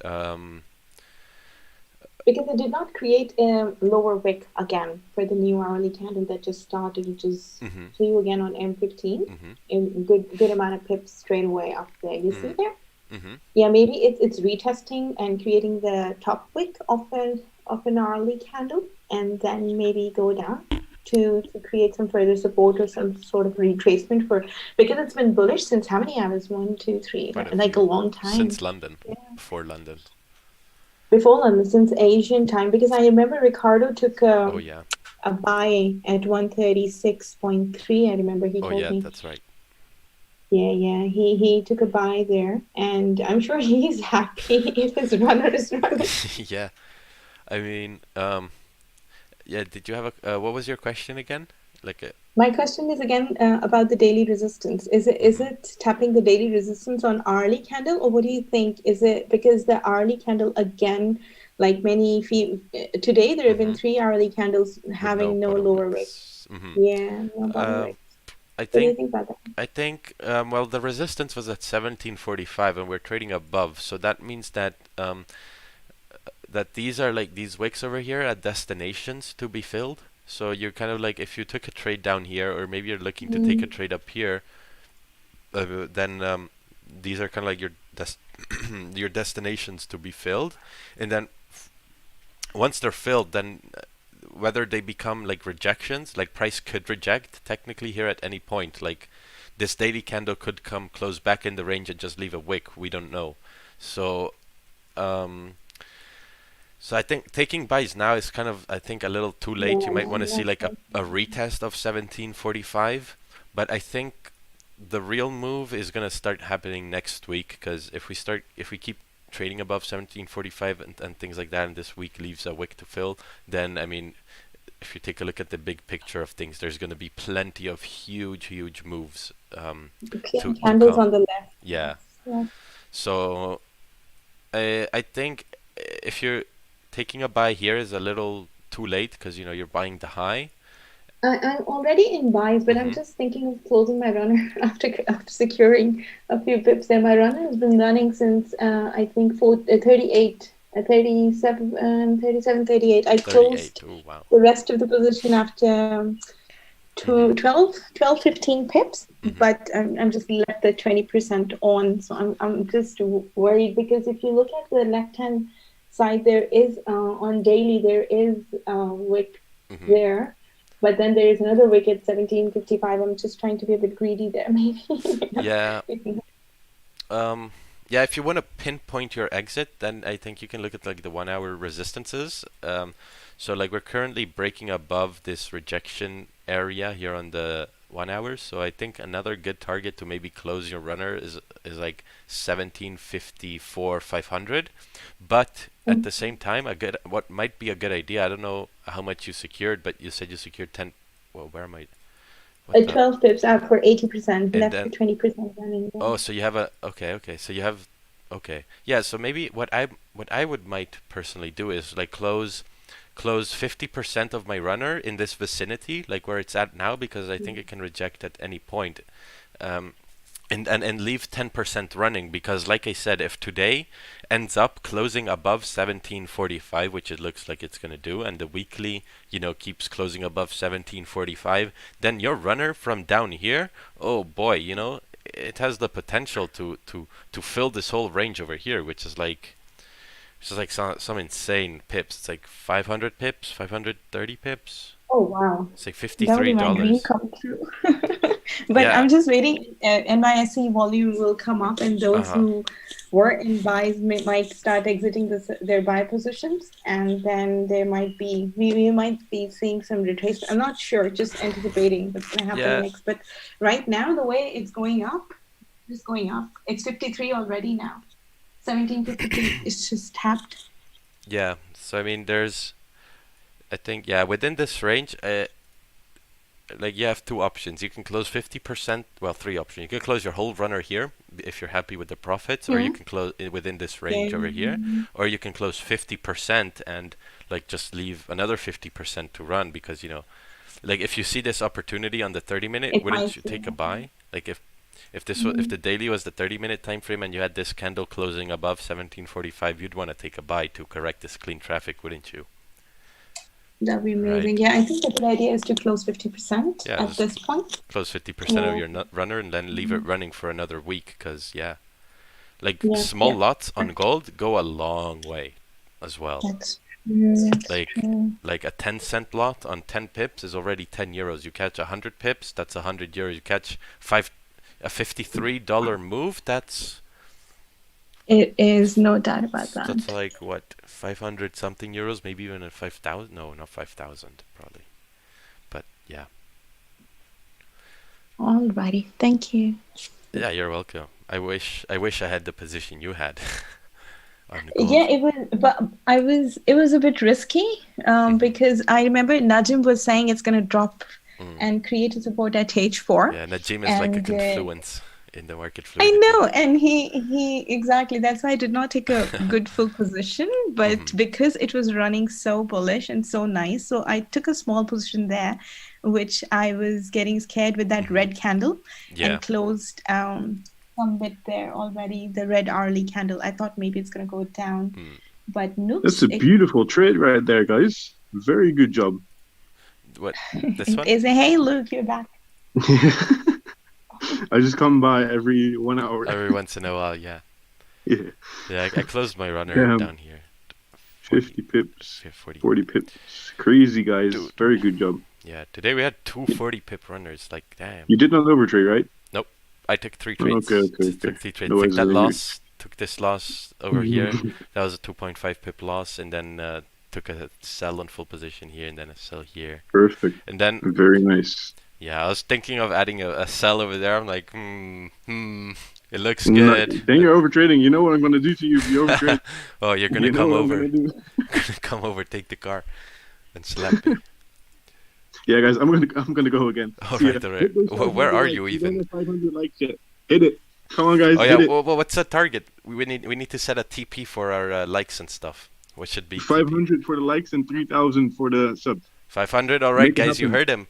I'm gonna take those pips back. The pips we made on these sells, I'm gonna take them back if we don't hit 3,000 subscribers. Take them back. Yeah, I'll take them back, man. I'm gonna call the markets over here. Be like, hey, I need some pips back from. I've got all the names from the gulag, you know. I've got all your names. Yeah, guys, I'm gonna head off again. See ya. All right, take care. Bye bye. See you. Yeah, you heard the man. We need 3,000 subscribers and crap, I forgot the likes already. I think it was like 500 likes. Okay, but we're already over 500 likes, aren't we? Yeah, that's true. I think I got this stream over here. Let's see. Yeah. Oh wow, we need only like 10 more subscribers to hit 3,000, guys. Can we hit 3,000 today? Let's set this take profit over here at 3,000 subscribers.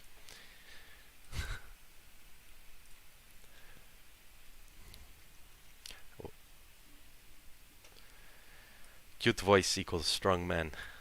Oh, I don't know, do I have a cute voice? I probably have a very childish voice. Yeah, very immature voice. I know me, I am asking him. Oh.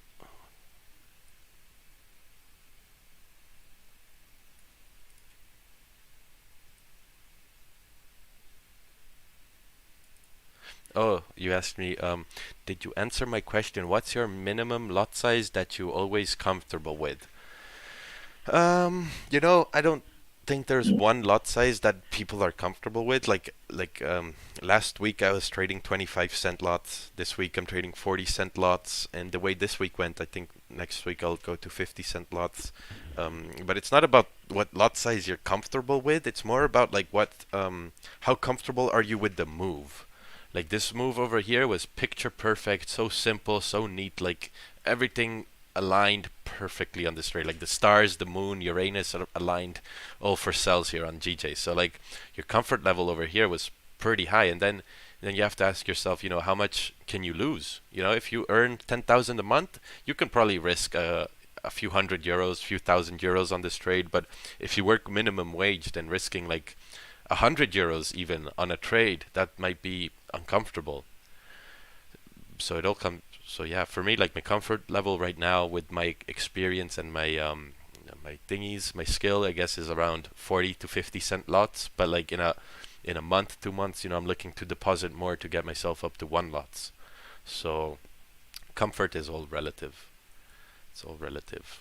And this candle over here on GJ should come down to fill this wick and tap into 149.900. And then once 149.900 is hit, I think everybody should retire for today, because after 149.900, I don't think anything good can happen.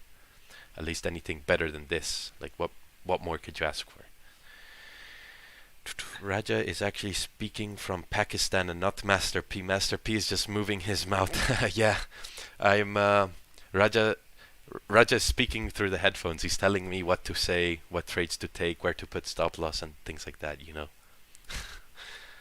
Jada, please invite her on the stream. I feel like I'm the only one here. Oh, look. We've got at least 2 female traders. We have the one in Zoom and now the one asking the question on on YouTube.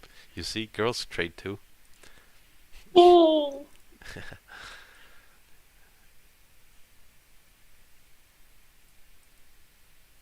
Yeah, it's all about being consistent and disciplined, Big Mac.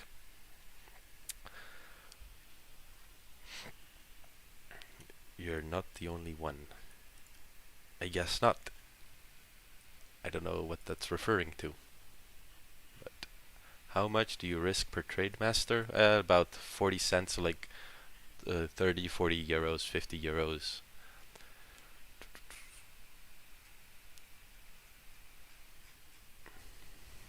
Alright, I'm gonna take a little break over here to get something to drink.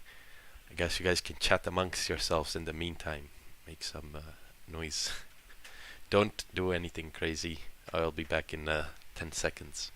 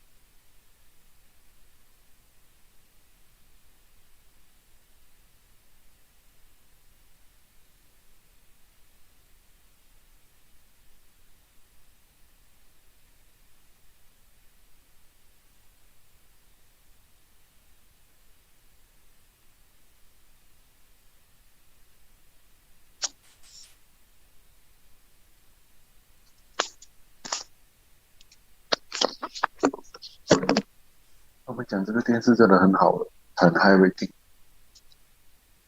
So I'm not buying something like because more IPTV.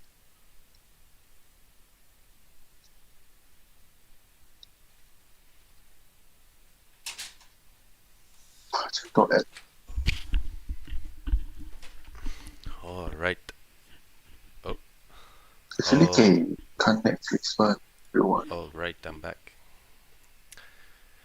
Did you guys behave? I went short on GJ and long on EU. Nice, good job. Why you guys only trade 5 pairs? What is the pros and cons of these pairs to match your strategy?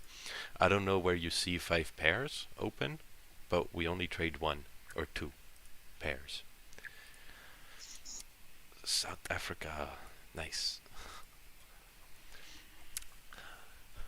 So yeah, I guess we should probably start calling it a day over here, but it's so much fun. What does the Gulag say? Should we call it a day, or you guys want to keep going, or keep going until like NYSE open? See how that plays out, or look, in a trending market, this strategy looks amazing. In a ranging market, how do you manage? Well, simple. You wait for a breakout.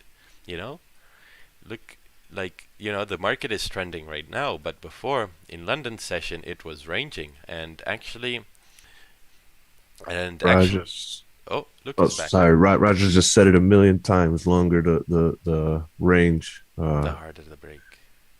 Yes, sir. Nice. Yeah, exactly.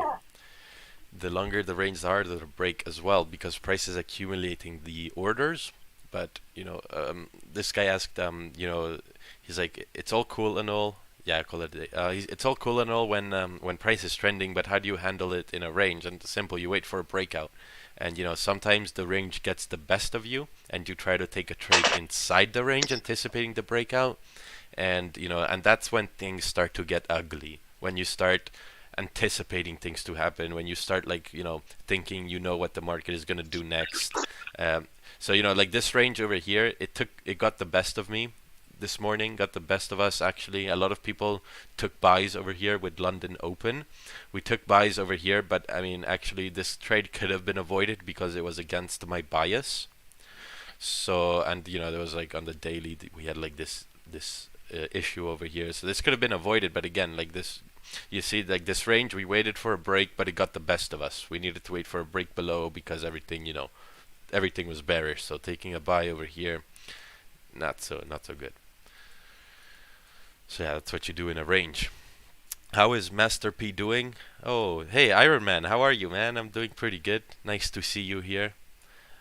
I'm doing pretty good. I hope you are doing good too. Wait for tomorrow. Yeah, I guess we're gonna call it a day over here, unless some people have some like last minute questions that are really interesting. I'll give you guys 10 more minutes until the official NYSE open, and then we're gonna call it a day. And then price is probably gonna hit 149,900, and I'm not gonna be here to call off the horns. Yeah, I follow this ranges on lower time frames, but I was asking something like market ranging for days, for 10-15 days ranging. Oh yeah, I see. That's a different situation over there. When a market ranges on a higher time frame, yeah, then it just gets ugly. I agree with you. I think there was some time on the daily time frame where we just started ranging. Oh yeah, it was like over here. That was pretty delicate. This was the worst range I've ever experienced, was over here. But even when price ranges on a higher time frame, like the higher time frames, the ranges are really big. Like take a look at this range. Like if we take a look at this resistance, we had resistance over here. We had like support over here. I mean, if you take a look at this range, this is a 250 pip range. So even if price on the higher time frame starts ranging for like, you know, days and weeks on end, in the lower time frames, in your intra-session, there's still going to be plenty of, you know, moves. I mean, look at this. This 4-hour candle over here, that's a 130 pip 4-hour candle. You know, and then we see another huge 4-hour candle over there. That's also like 130 pip 4-hour candle in London session. We see over here, you know, this 4-hour went bullish, you know, so there's always opportunities even when the higher time frame ranges. So yeah. Let's see, we've got 2 more minutes to ask some very important questions, else I'm gonna head off. Need you refresh on the London session. Rest up, Master P. Ooh, that's actually pretty good. Master P, tell the female traders to tell us some stories or give some analysis. Lol. I mean, yeah, but why? We could, but why? Hello, sir. What is happening with EU? Hello, sir. Let me have a look for you, since you ask so concerned. Euro USD. I guess Euro USD broke above, and now it's coming down to retest. That's what happened. I think I saw something. Let's do a recap of what we did in the London session, and I guess this session. So that's going to be a perfect way to end this stream. Let's recap our session. That's something Raja would do too. So, you know, the weekly was monthly was bearish. Weekly was bearish, and when I came to the charts in London session, we were trading somewhere over there. We hadn't broken the weekly low yet, but there was this guy in our group, Augustas. He was mentioning how price, a lot of people were saying, oh, weekly is just creating its bottom wick to continue driving up. But Augustas was saying, we're all the way down here at this point. This is too deep of a retracement to create a wick. So, you know, that's something he was saying. And then if we take a look here, let's do some fresh analysis. We saw that we had this resistance or this support, and we broke below this support. So now it should act as a resistance. So let's put a line through this, and yeah, and I was anticipating this daily candle to create a wick over here. That was my bias, and I'm like, okay, if my bias does play out, ultimately I think we can come down to like 149,900. So that was my idea. You know, I saw this range. I'm like, perfect. We have this big range. Let's get some more information over here. And then I saw, oh, 4-hour created support in Asia. So we're probably ranging on the lower time frame. So I go to the lower time frame, 1 hour, and I see that there's this resistance. The first thing I saw was like there's a resistance right there, and let me refine this zone a little bit cleaner over there. Perfect. Yep, perfect. So, you know, at first when I came to the session, I was initially the 4-hour. This was the 4-hour open, and it opened going straight bullish with no bottom wick. So I was actually looking for some sort of sells over here to kind of fill the wick over here, but didn't get that confirmation. I was looking for sells below this level, actually, like early bird sells to, it was below this support right here. Because the 4 hour at that point, it was going bullish and it had no bottom wick. So I'm like, if we can start coming below here, we can get some early bird sells. But I guess those never played out. This candle broke the low and it closed above. And London open, it opened above. So I took my first buy. So I used 40-cent lots and I took a 20-cent buy over here. My stop loss was below this 30-minute candle. And I anticipated price to go through, to hit 10 pips and then ultimately like over here as well. So, actually I didn't take it over there. I took it at 027. So this is the exact price, 027. And then I took it when price retraced. And then I started thinking to myself, I'm like, okay, you know what? My bias was bearish. Price is going down, so bearish. These 4 hour candles are so weak bodied that could just be a pullback. And with London open, 15 minutes before London open, 15 minutes after, we typically see a fake out, or like a retracement and things like that. So I took a buy over here, and then I started thinking, I'm like, you know what? This buy I took is not the best buy. So I had 50% position open, and like, you know what, price broke the low, and I'm like, you know what, I'm gonna close this trade out. So I closed this trade out for 5 pips on 50% position, secured like a 2.5 pip loss. I mean, was kind of butthurt about it, but at the same time I knew that we'll probably get some selling confirmation soon. I was thinking of a sell over here, but this just happened way too quick. Like, I couldn't take a buy and then a sell within the same 15-minute time span. That's not in my plan, so I'm like, you know what, fuck it. Just gonna wait for something better. And then once this hourly candle closed, I noticed it closed. So if you take a look at the hourly, it closed below this support, but still in this wick rejection. So I was thinking to myself, okay, if we can break this low, then ultimately daily is flipped bearish. The 4 hour is also, breaking the lows, trading below support, and there's clean traffic left, and we have London open volume with a super strong downtrend. So I'm like, okay, I'm gonna take a sell once this candle breaks the low, because yes. We're recapping my session, the trades I took. Hello? Okay, I'm just going to put everybody on mute over here, so just mute all. Okay, perfect. Let's continue. So, and this sell breaking the low, the reason I took it was because I saw that the similar thing happened the other day. So the other day, we also had some sort of a range, and this candle at the 7 o'clock candle, 1 hour closed slightly above support, but the next one, in a strong downtrend, and the next one broke the low and it just melted. So I'm like, shit, I missed that trade. I came back tomorrow, took a buy, took a small loss, broke the low, and I took a trade over here, and then I basically secured most at 10 pips and closed my runner at around 40 pips when the 4 hour closed, because I knew the next one might retrace and stop me out of break even or do a fake out. And then yeah, I came to the stream over here into pre-New York. I'm like, price had created this low over here.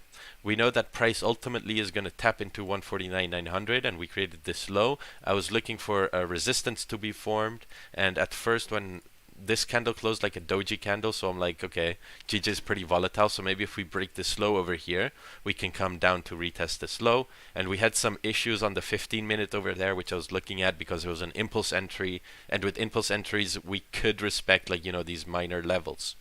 So, but I guess price never broke that low, and then the next 30-minute, right in pre-New York 30-minute, closed bearish. The next one went up to create a top wick with no bottom wick, and once it flipped bearish, I basically took my sell. We saw like 1 or 2 pip drawdown for me, and then price just dumped down to retest this low. I secured at 10 pips, 20 pips, and then I left a runner to run to see if we can break below this level, and I closed that runner out at like 45 pips. So that's a recap of this session. It was a pretty easy day because, the daily was trending. We have a target on the daily. And we were trading up there. So that was a pretty easy session. And I guess with this, I'm going to call it a day over here. I hope everybody's not gonna trade. Yeah, I know, Big Mac. I'm having so much fun. I just want to keep going, but I've spent like hours upon hours behind the charts today, so it's not healthy. I'm gonna unmute. No, how do I unmute everybody in the Zoom if they want to say goodbye? Oh no. Thank you. Later. Oh, okay, yeah, you guys can unmute yourselves. Yeah, thanks for joining, guys. It was a fun session. It might have been, you know, a little amateur session, but first time. It wasn't. It wasn't. It was a you good guys session. enjoyed it? Good knowledge there. Nice. Yeah, Okay, totally. that's good. I'm happy to hear. I enjoyed it too. Thanks All right. a lot. It was a great one, Master B. Thank you so much, man. Thank you. Yeah, thank you too. Yes, man. Thank you. I guess we'll see you guys tomorrow in London or with Luke. I'm gonna end it at that. Take care. Ciao, ciao. Bye. Alright, it's just me and the gulag now. Now we can take our secret trades over here. I'm just kidding. We're gonna end the stream over here. Thank you guys for the gulag. In the gulag, you guys are pretty fun. Take care, guys. Ciao, ciao.